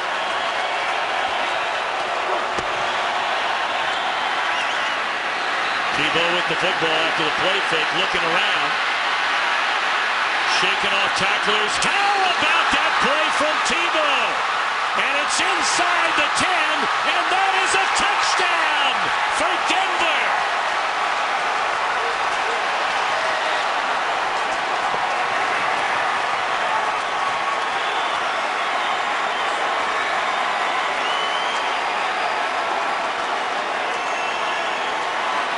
I love the presence of Tim Tebow continuing to look down the field. Whether he's a rookie quarterback, whether it's a guy that loves to run the ball. I know he's not a rookie. I'm saying whether it's a rookie quarterback in general, your instinct is to pull the ball down. But to keep your eyes down the field. You got to remember now, Demaryius Thomas was actually the first pick that year in the draft. Tebow was the second first-round pick. Demaryius Thomas was the 22nd pick. Tebow came a couple picks after that at 25. And of course, Thomas was inactive the first 5 games after injuring the Achilles during the offseason. Well, you can't teach this. No, play fake, looking fine. Now I'm going to do what I do. I'm outside the perimeter. Now I get back outside. I can run, but no, I've got my vision downfield.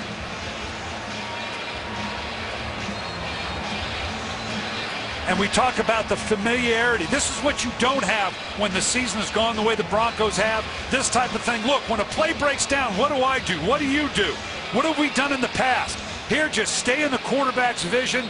Nice job by Thomas staying alive and then dragging into the end zone. Tebow shaking off the tackle here after that cut to shred Henderson, and then laying on his stomach, buried behind a pile of photographers. What happened? What happened? Didn't know what happened. Did it score? Did it score? He had to check with the official. Was it a score? All right.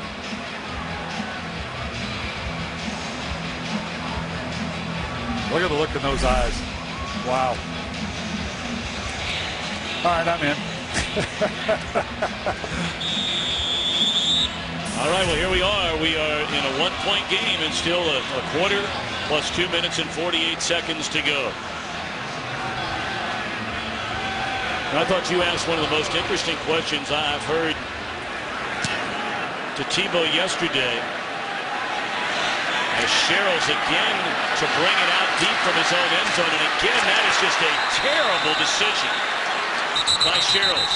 But getting back to the conversation, you asked Tebow, at the end of the year, your final game of the season, what do you think your stat sheet would probably look like? Because Mike McCoy, the offensive coordinator for Denver, kept talking about how this really is an evolving offense. And of course, they didn't have training camp.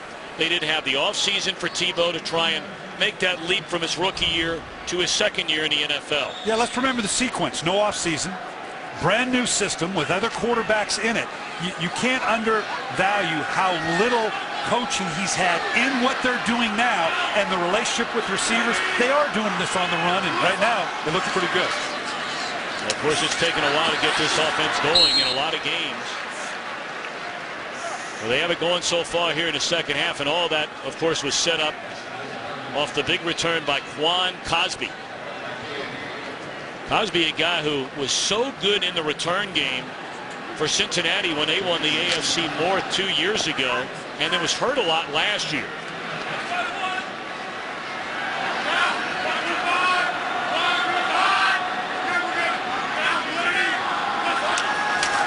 Second down, they'll turn around and hand it off to Gerhardt. And it's still on his feet. It's good hard running by Gerhardt to pick up a little more than 2. And Dawkins up to make the stop again. Quentin Carter for the Denver Broncos is signaling for someone to come in. I don't know what happened to him, but we've seen Denver calm down in its pressure packages a little bit. I'm not sure, given what Minnesota just did on that long drive, they don't need to crank those back up again. And Kyle McCarthy, number 34, comes in to replace him. There you see they started inside the 15 6 times. Third down. What a pass. Right on the money to Schenko. And they convert on a third down up to the 32. I'm so impressed with Christian Ponder. Last week we had him for the first time when they played Atlanta, Tom, and we were impressed with his mobility outside the pocket, the speed. Haven't seen a lot of that today because of the hip. But this guy has a nice, clean, quick delivery. As he continues to grow as a pro, they can get him some more assets on the outside. I like what's happening with Christian Ponder. Gerhardt across the 35. That'll be a gain of close to 6 on first down. And keep doing that. Keep shoving Gerhardt in the middle. That's going to contract the defense of the Denver Broncos and now let you make one of those play action fakes again to Asante Schenko. Roma Shadu is showing up on the outside. You'll open up some alleys for him as well.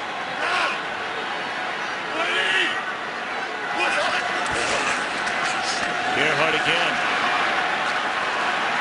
And maybe got back to the line of scrimmage. Dawkins again coming up from the safety spot in on the tackle. And that should be the final play of this third quarter. And here we are yet again, where the Broncos will go into a fourth quarter within 3 points either way of an opponent. Even Mary Tyler Moore might smile with Tim Tebow in town here in Minneapolis.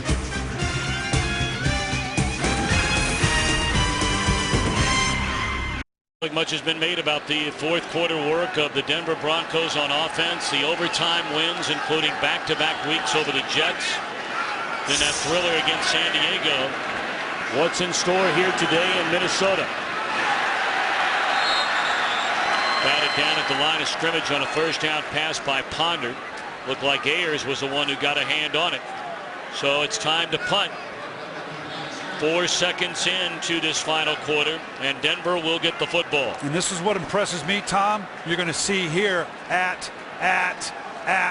here they are again on the road. To do that on the road, that's something special. Well, they've won 4 consecutive games away from home. They've not won 5 in a row since John Elway's 1998 season. Short punt this time by Fluid. And there's contact now. No penalty flags are down on the play. Well, we're going to have to see who was the contact with. Was it his own players? Was it a Viking player? They'll sort that out. There's a fair catch signal, so clearly he's got free. But it's not the Viking player he runs into. He's run over by Matthew Willis, runs him over in running. Eric Frampton passed there, so this is your own player. This is friendly fire. And of course, this is Eddie Royal, who is hurt. He already had the toe injury from last week. Didn't know if he would be able to play this week. And Royal is the injured Bronco after running into his own man. We'll be back. Eddie Royal shaken up. Listen to this. Running into fellow receiver Matthew Willis. But it was recovered by Chris Harris down at the bottom of the pile. And on first down, McGahee breaks it up the middle, and that'll be a gain of 15 for McGahee, who's closing in on his 6th 100-yard game of the season. He has 85. Well, the grease board offense of the Denver Broncos, the grease pen right now is pretty simple. Get downhill with Willis McGahee, get a fullback in front of him, and pound away at the Minnesota Vikings. McGahee again, penalty flags are down. That's a gain of close to 8, but 2 flags on the play. Offense number 86. 10-yard penalty, first down. That's your tight end, Daniel Fells.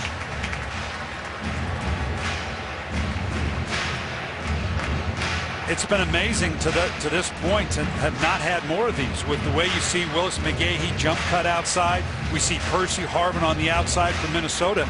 You would typically see more holding calls. I think it shows great discipline on both parts, both teams, to not hold more than this. Well, 1st and 10 becomes a 1st and 20 from the 29-yard line.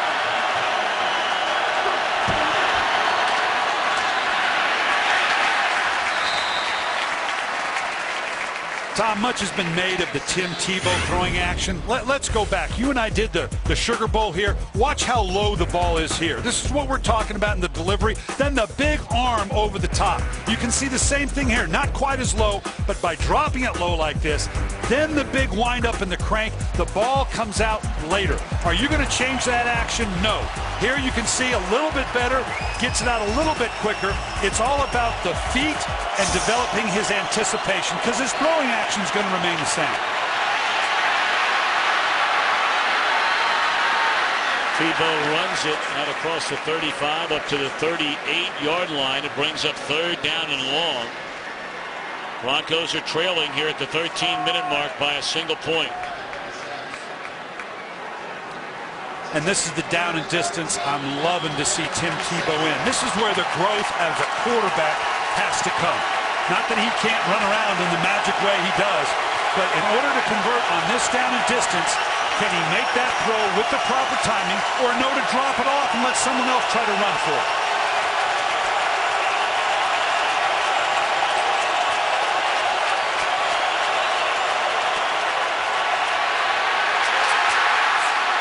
Flag down. Tebow still looking down the field. He connects down the field. Question is, will this play stand? That's Willis on the reception. Illegal use of hands to the face. Offense number 78. 10-yard penalty, 3rd down. That's Ryan Clady. He's had his share of holding penalties this year. In fact, more than any offensive tackle in the league.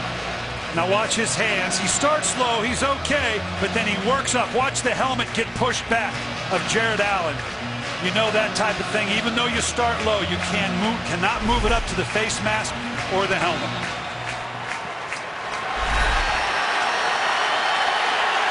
You got to be smart now here. This is part of the progression of a young quarterback. You want to make a play, but this is a long way to go. The 3rd and 12 becomes 3rd and 22, and he's going to hand it off.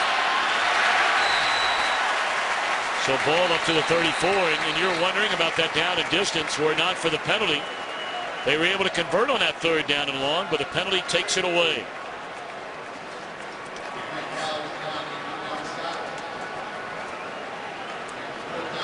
Nice job by the Minnesota defense. Now we're going to get challenged for the Minnesota offense because you're up by 1 point now. You're not in a position with the 4th quarter heroics of Tim Tebow to where you think you can sit on a 1 point lead, all but with 11 plus minutes on the clock. Oakland was shorter this time, and the fair catch is made by Sherrills at the 23. Jared Allen, even without the lid, in pursuit of Tim Tebow. Vikings stops.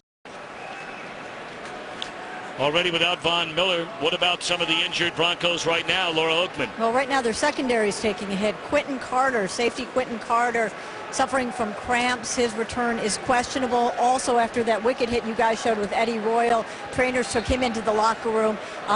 They're calling it a neck injury. Looked like they were also kind of giving him a woozy test. And of course, David Bruton, another safety. Loris updated us during the break. Nicked up as well, so Kyle McCarthy is in at safety. 1st down throw, incomplete. And a flag comes in. Goodwin got tied up with a Roma Shadu right at the 40-yard line.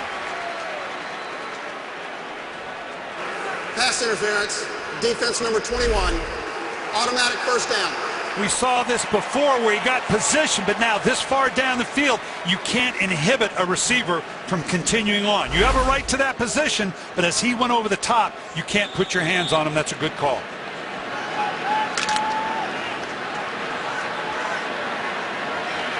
Well, 1st down at the 36-yard line.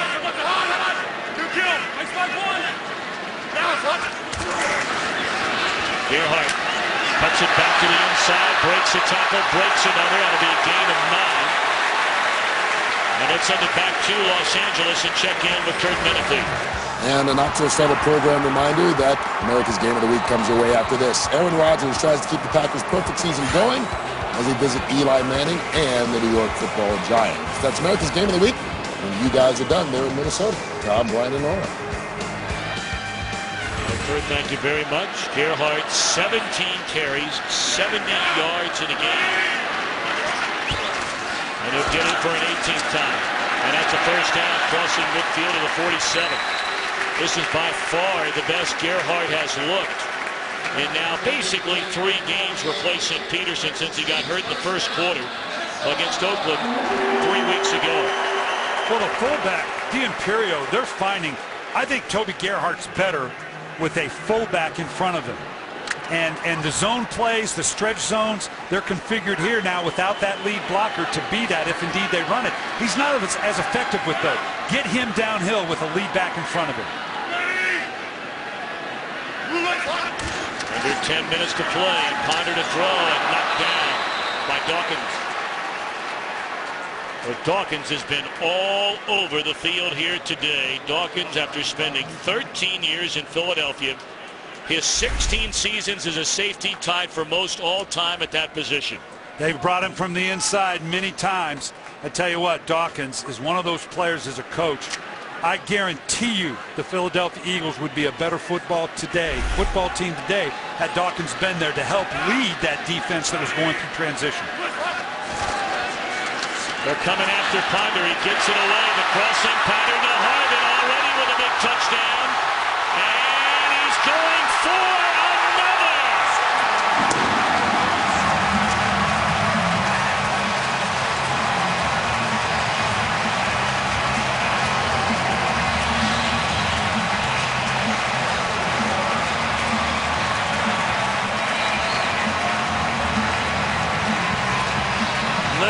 the blitz, die by the blitz. We just saw Brian Dawkins knock down a pass. Percy Harvin's going to cross the field. They zone blitz, leaving a voided zone on the backside. They don't have enough bodies. This guy in the open field. Game, set, and match. Point after is good. You saw that block by D'Imperio. You just mentioned his name, which sprung Bailey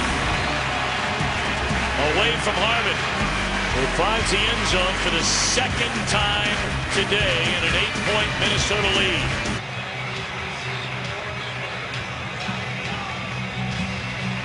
Now Brian Dawkins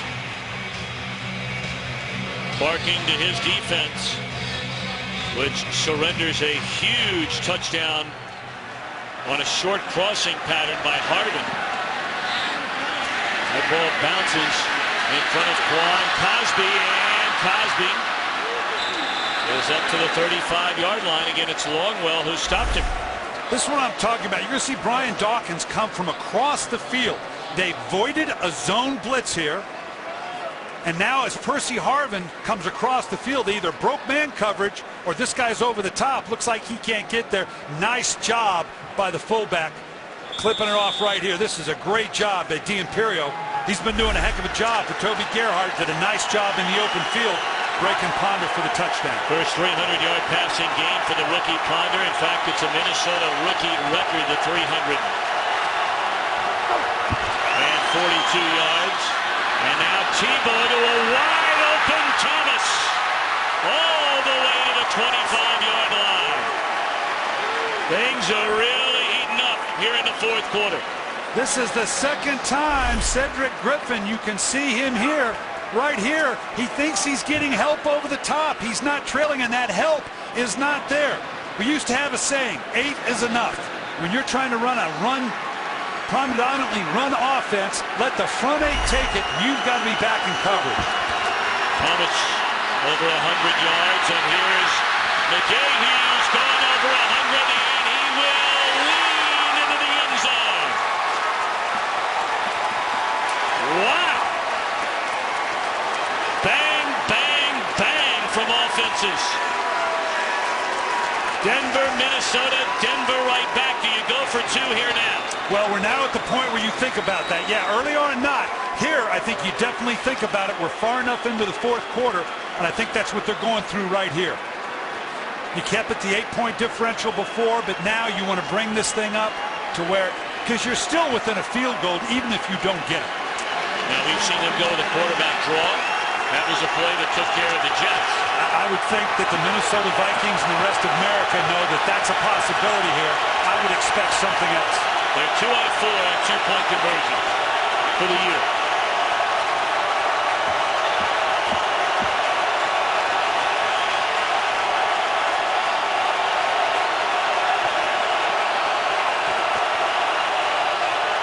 Tebow will take it himself, and he has tied the game on a 2-point conversion run. Well, all of America might know it, but apparently on a 2-point conversion, they can't stop. Now, fair enough. That's not a quarterback draw now. That's just a read option coming out the other way. That's classic Tim Tebow. That is unique to the Denver Broncos into the NFL. This is where he's at his best, down inside the red zone. First, you can see Willis McGahee. And for all we can talk about Tim Tebow, you're talking about McGahee, that offensive line, the defense up to this point. It has been team wins. Willis McGahee, a good, tough running back downhill. And then the 2-point conversion for Tim Tebow now. Just a little fake, and now get to the edge. Classic Tim Tebow. Scoreboard looks like a pinball machine right now. Boy, you're not kidding. Well, like Dawkins on one side, Allen, the leader of the Minnesota defense, looking for answers. McGahee, another 100-yard rushing game. 111 of them. Tebow, you see his numbers. 8 of 11. Has not thrown an interception. He did have a fumble, his first during the last 5 games.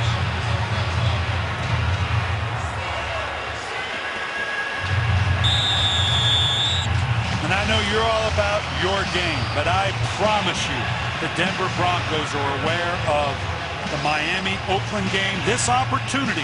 They talked to us before about this is a game they said they had to have to come into Minnesota, a team that's struggling, to be able to win on the road against a team that you ought to beat. They knew that was the challenge for them.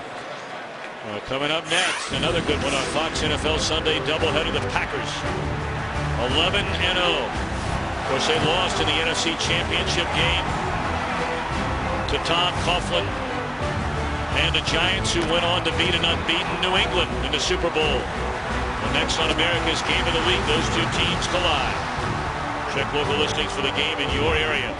Aaron Rodgers, Eli Manning going toe-to-toe.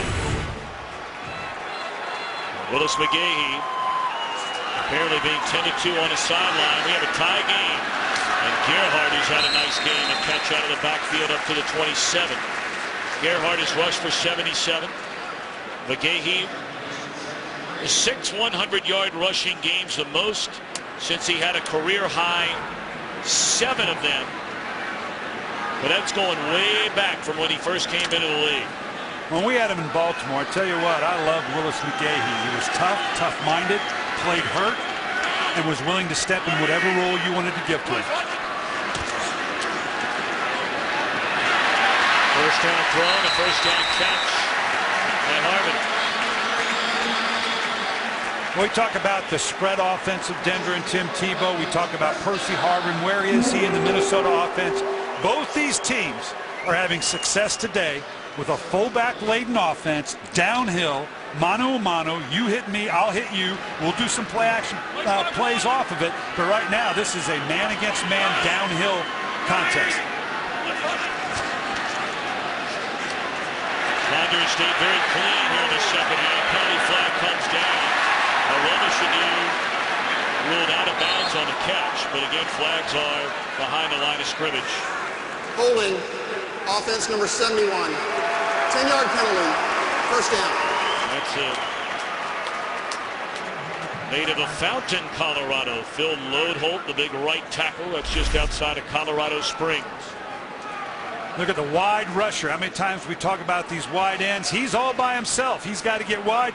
Toby Gerhardt can't help inside. He expected more help inside and had to get a grab to try to keep him off his quarterback. That's a big hit, that penalty. Backs you all the way up to the 28-yard line. First down and 20.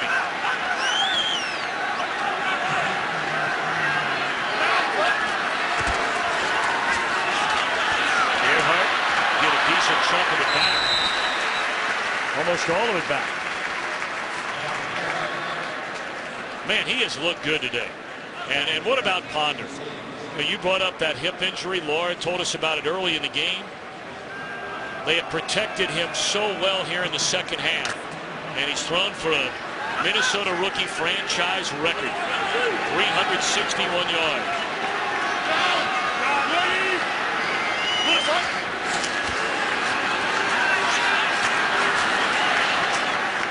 But now a very important third down as we're under 7 minutes to play. Von Miller injured the thumb last week, had surgery to clean it up. They were worried about the incision more than the pain, and they said you can rest assured, barring any complications, he will be back next week. They were worried about that incision becoming infected. But here's third down. Well, we said third downs would be the key coming into the game. None bigger than this one. Keep the ball away from Tim Tebow in the fourth quarter. Ponder will run for the first down. That's what he did so well against Oakland. Even though it was a loss, he ran the ball so well. And I want you to watch, once he starts to step up, it's man coverage. Everybody has their back to Christian Ponder. And as we talked about, even with the sore hip, this guy can run. Goodman right here, he's got no idea that Ponder's even pulled the ball down.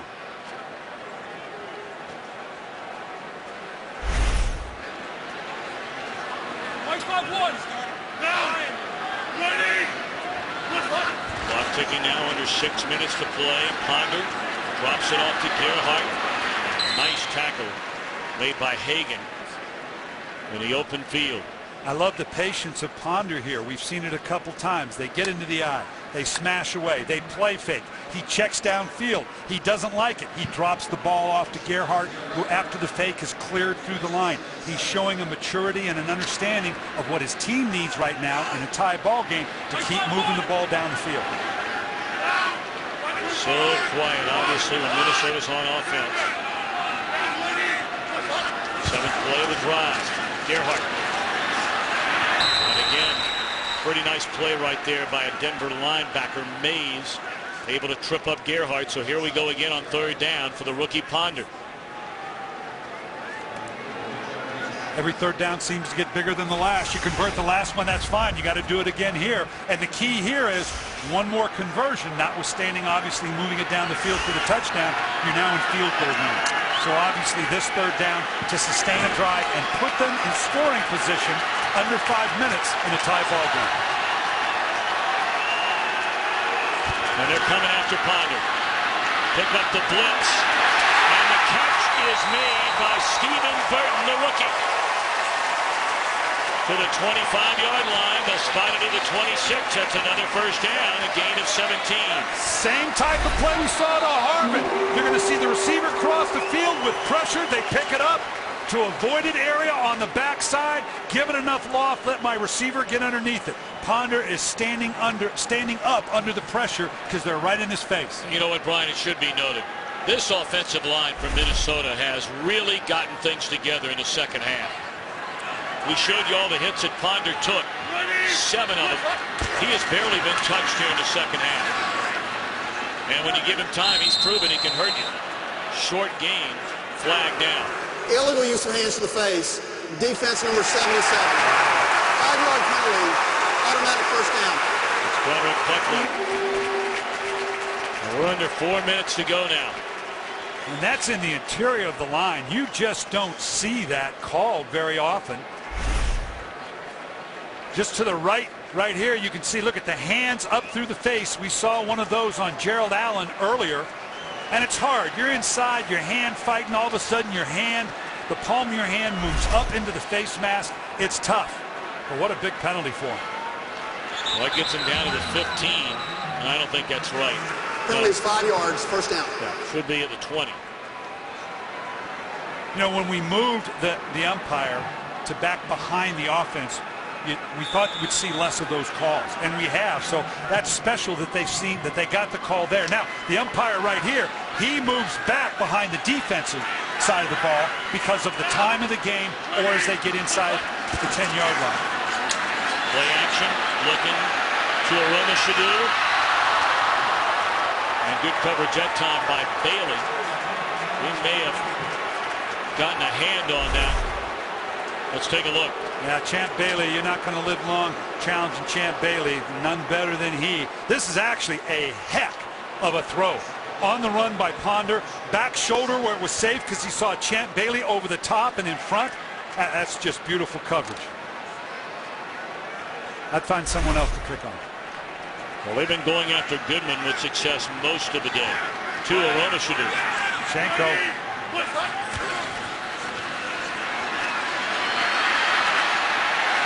Down goes Ponder. Maybe a yard loss. So here we are again on third down. 3:40. Clock running. Both teams have all 3 timeouts remaining. This is going to test your rookie quarterback because here's his instructions if we don't run the ball. All right, we're going to do this. There's a guy in the back of the end zone. You can dump it off. Read this, do that, check this. Oh, by the way, do not take a sack. A lot of things going on for this young man right now. Harmon on the field. And that one just got away from him, a misread. It almost looked as though it slipped out of his hand as well. Yeah, he thought someone was going to the corner. Yeah, and he was in the pocket. Because you can see right here, and he's in the pocket, and he's throwing to nobody. You know, he can't make a case that I was going to come underneath to Burton, and that's why the penalty was called. It is huge penalty. What did I just say? You can't take a sack. You can't back us out of field goal range. The penalty's the same thing. What they've got to decide, did the ball get away? And this is a tough one. You can't legislate intent. There was a receiver in the area. It was an errant high ball. There is no foul for intentional grounding. The quarterback was not under pressure. Fourth down. And that's the distinction. Let's go back. In order for that call to come about, the quarterback has to be under imminent pressure. They're determining that he wasn't, that he was throwing the ball away, not to avoid a sack. He just threw the ball away, or it was a bad throw. Imminent pressure is a key element, in intentional grounding.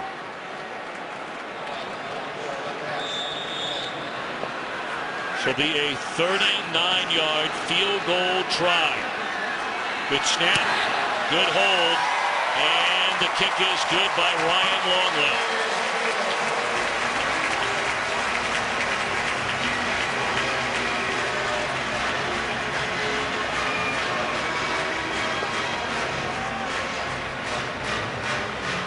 Well, we welcome those of you who have been watching Tampa Bay and Carolina.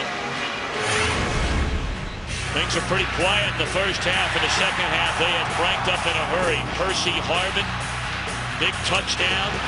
Then a throw from Tebow to Thomas for the first of 2 touchdowns. Harvin came right back again to put Minnesota in front. McGahee runs it in for a touchdown. Tebow ties it on a 2-point conversion. And now Christian Ponder, who set a Minnesota rookie record with 381 passing yards, takes Minnesota down the field to put him in front. But Tebow will get the football one more time. 3 timeouts remaining and his team down 3. I'll tell you what, if I'm going to write a movie script, I'm going to put a team on the road with their arch rival having just lost so we can tie it up. I'm going to get a guy that looks like Tim Tebow. I'm going to put us at 3 minutes, and I'm going to put you down by 3 and say, let's go make a movie. Here's the kick, and that's Cosby. He'll take a knee.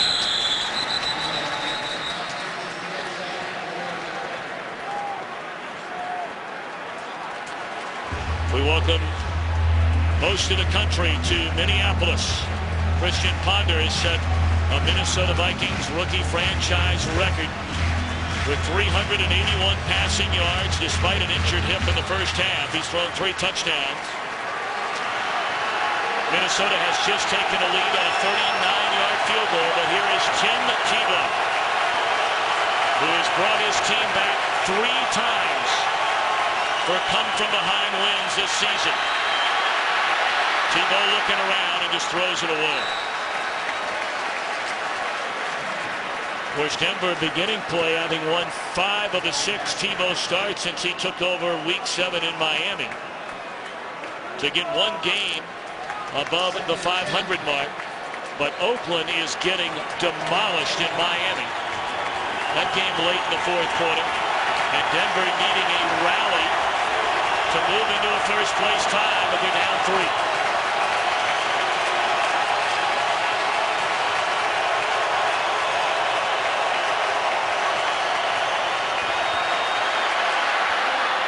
Crossing pattern, and that's Willis, and that's a first down. Clock stops with 2:51 to play. They spot it at the 32-yard line. Tebow is hit on 9 of 13, 162 yards, 2 touchdowns, has not thrown an interception, and McGahee slow to get off the field. They just leveled an excellent block there to open up to the receiver. This is where the Minnesota Viking front 4 and 5 and 6 that bring pressure have to be incredibly disciplined and patient in keeping Tebow in the pocket. Tebow lofts it to Thomas, who makes the catch inside the 30-yard line. This time it's Brandon Burton. We see Cedric Griffin do this twice. Burton now, he looks like he thinks he's getting help over the top. That's 3 big plays we've seen the Minnesota Viking offense give up, where an underneath corner looks like he's letting a receiver go for outside deep help, and it's just not there. Clock stops with 2:43 to play.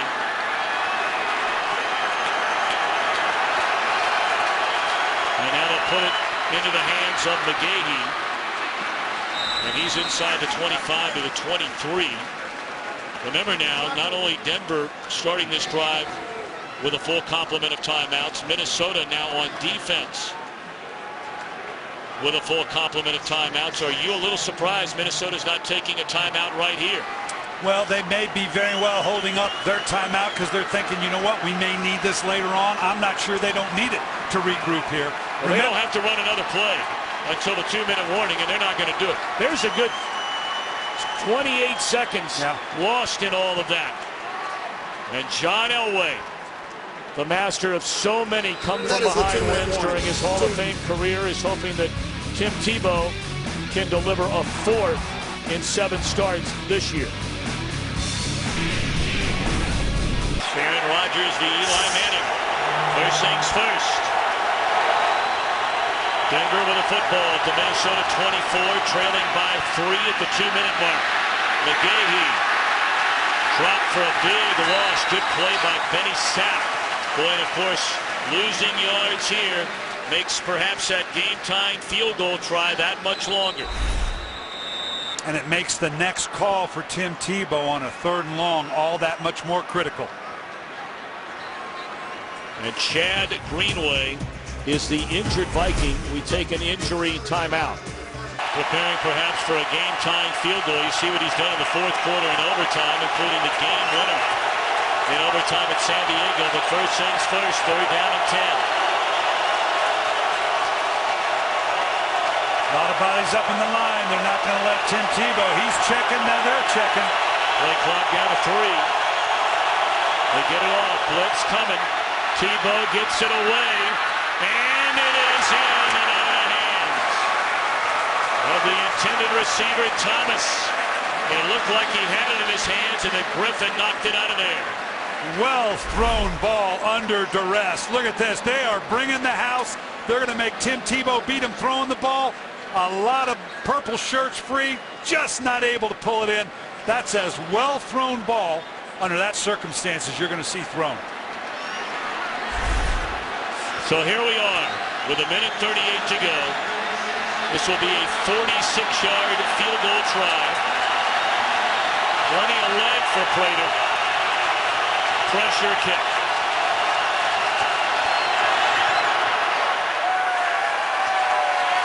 And it is good. So again, Denver,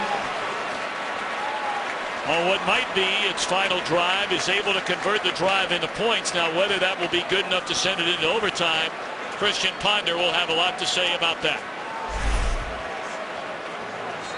Three parts: snap, hold, and kick. All got to be perfect. They were. I love this. I tell you what, for these 2 young quarterbacks, I know I'm looking beyond right now the relevance of Denver and what it means in the AFC West, but I love what I'm seeing in these 2 young quarterbacks. They are learning so much right now in really the only place you can, on the game field.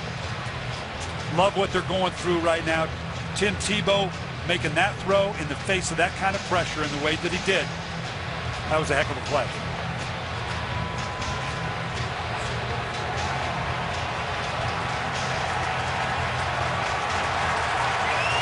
Percy Harvin is dropping back. You may remember he went to his coach last week when they needed a big one and said, let me take this kick. And he brought it back 104 yards, which was the longest kickoff return in NFL history that was not a touchdown. And did not turn into a touchdown, which was so key because Minnesota had 4 tries, came up a little short. We talked about the challenge that should have been there. Great example for a team, never give up. Neither one of these teams are here. Believe me, they're aware that's Percy Harvin down there standing in the end zone as well. They being the Denver Broncos. Prater puts a foot on it. And boy, he picked a time to hammer it. And Harvin takes a knee. Well, for those of you in the home markets of our late games, New York, Green Bay, St. Louis, San Francisco, Dallas, and Phoenix will be switching you and leaving this game in just a moment and getting you to the start of your game in the home markets. Let's see what the Vikings want to do. Christian Ponder Got 2 timeouts. You got a minute 33. Are you going to just chip away here, or are you going to go for this? Well, you're talking about learning on the job, Brian. Absolutely. I mean, this is the only way. Yeah, you got to go. Are we going to see a draw here? Are we going to see a check down? Yep. Oh, boy. That's not the kind of learning on the job you want. Andre Goodman, who has been picked on all day today, had one fall right into his lap. And the Broncos now with a chance to move into a tie atop the AFC West. If it's too good to be true, it probably is. He thought he was going to stay on an underneath route at a typical sit and corner route. Goodman read it beautifully, baited him, then fell off into the corner route in behind it. That's just a young man and a young man's mistake.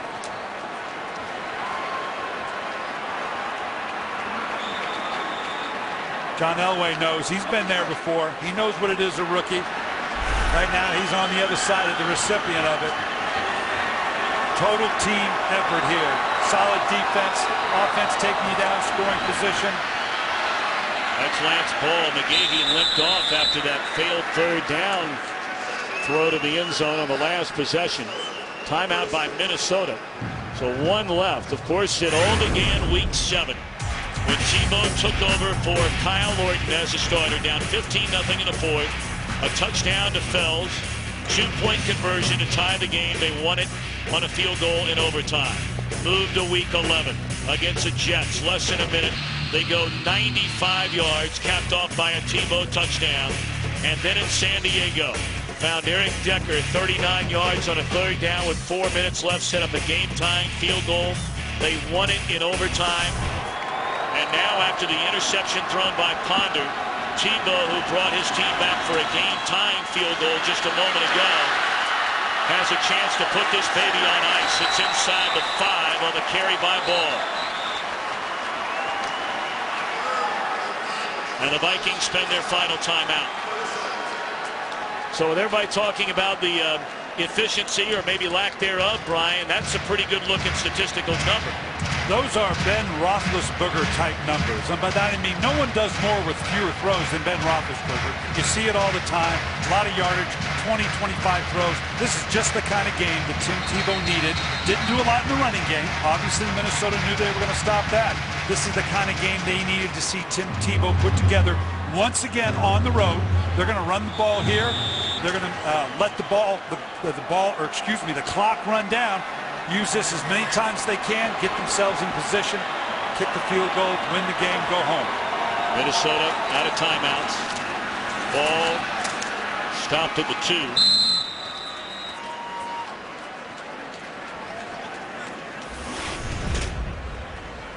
2. Denver, if it can add a win and make it 7-5, will be in a tie with Oakland. Oakland went on the road and just got blown up in Miami.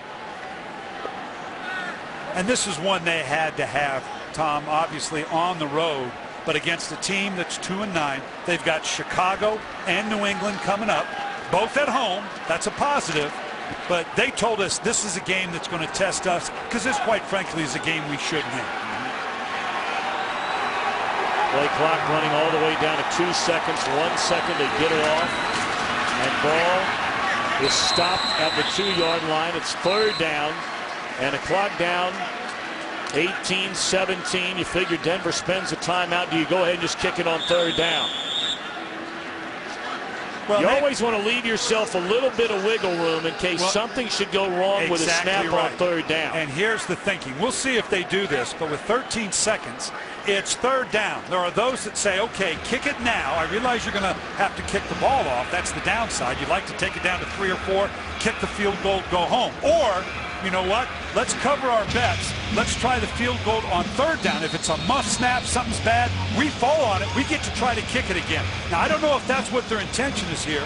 If it's not, I'm not quite sure why they called the timeout now.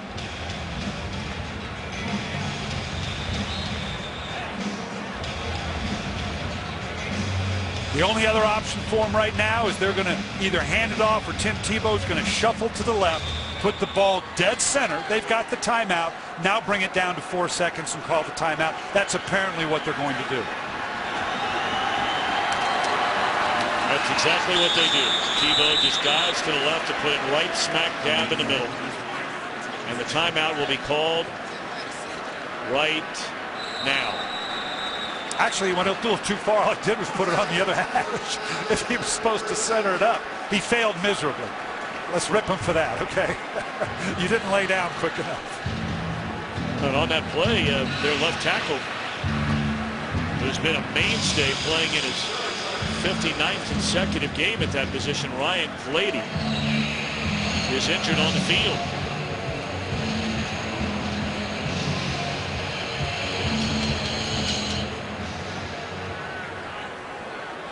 While they're looking at Clady, we're a very short field goal away from being a tie atop the AFC West, and you see what the teams have left.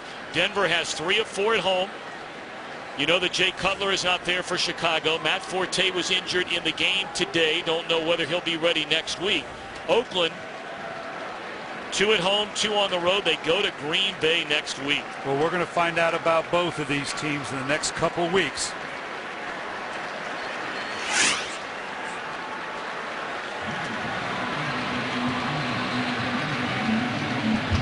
I'll say it again, the thing that impresses me, Tom, these comebacks, we showed it earlier, these are on the road. Winning on the road in the NFL, to me, is the toughest thing in professional sports. For them to do it on the road, I think, is significant. Well, I mentioned the man standing on the sideline, Executive Vice President of Football Operations, John Elway. The last time the Denver Broncos won 5 straight road games, he was their quarterback, 1998. And Tebow trying to make it 5 straight road wins for Denver. They're going to spot it.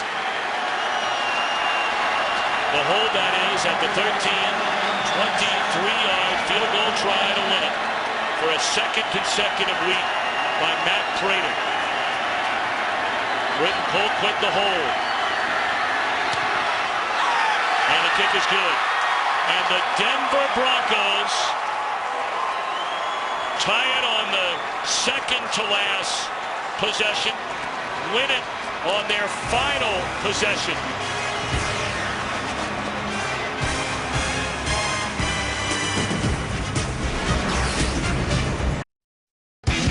On America's Game of the Week.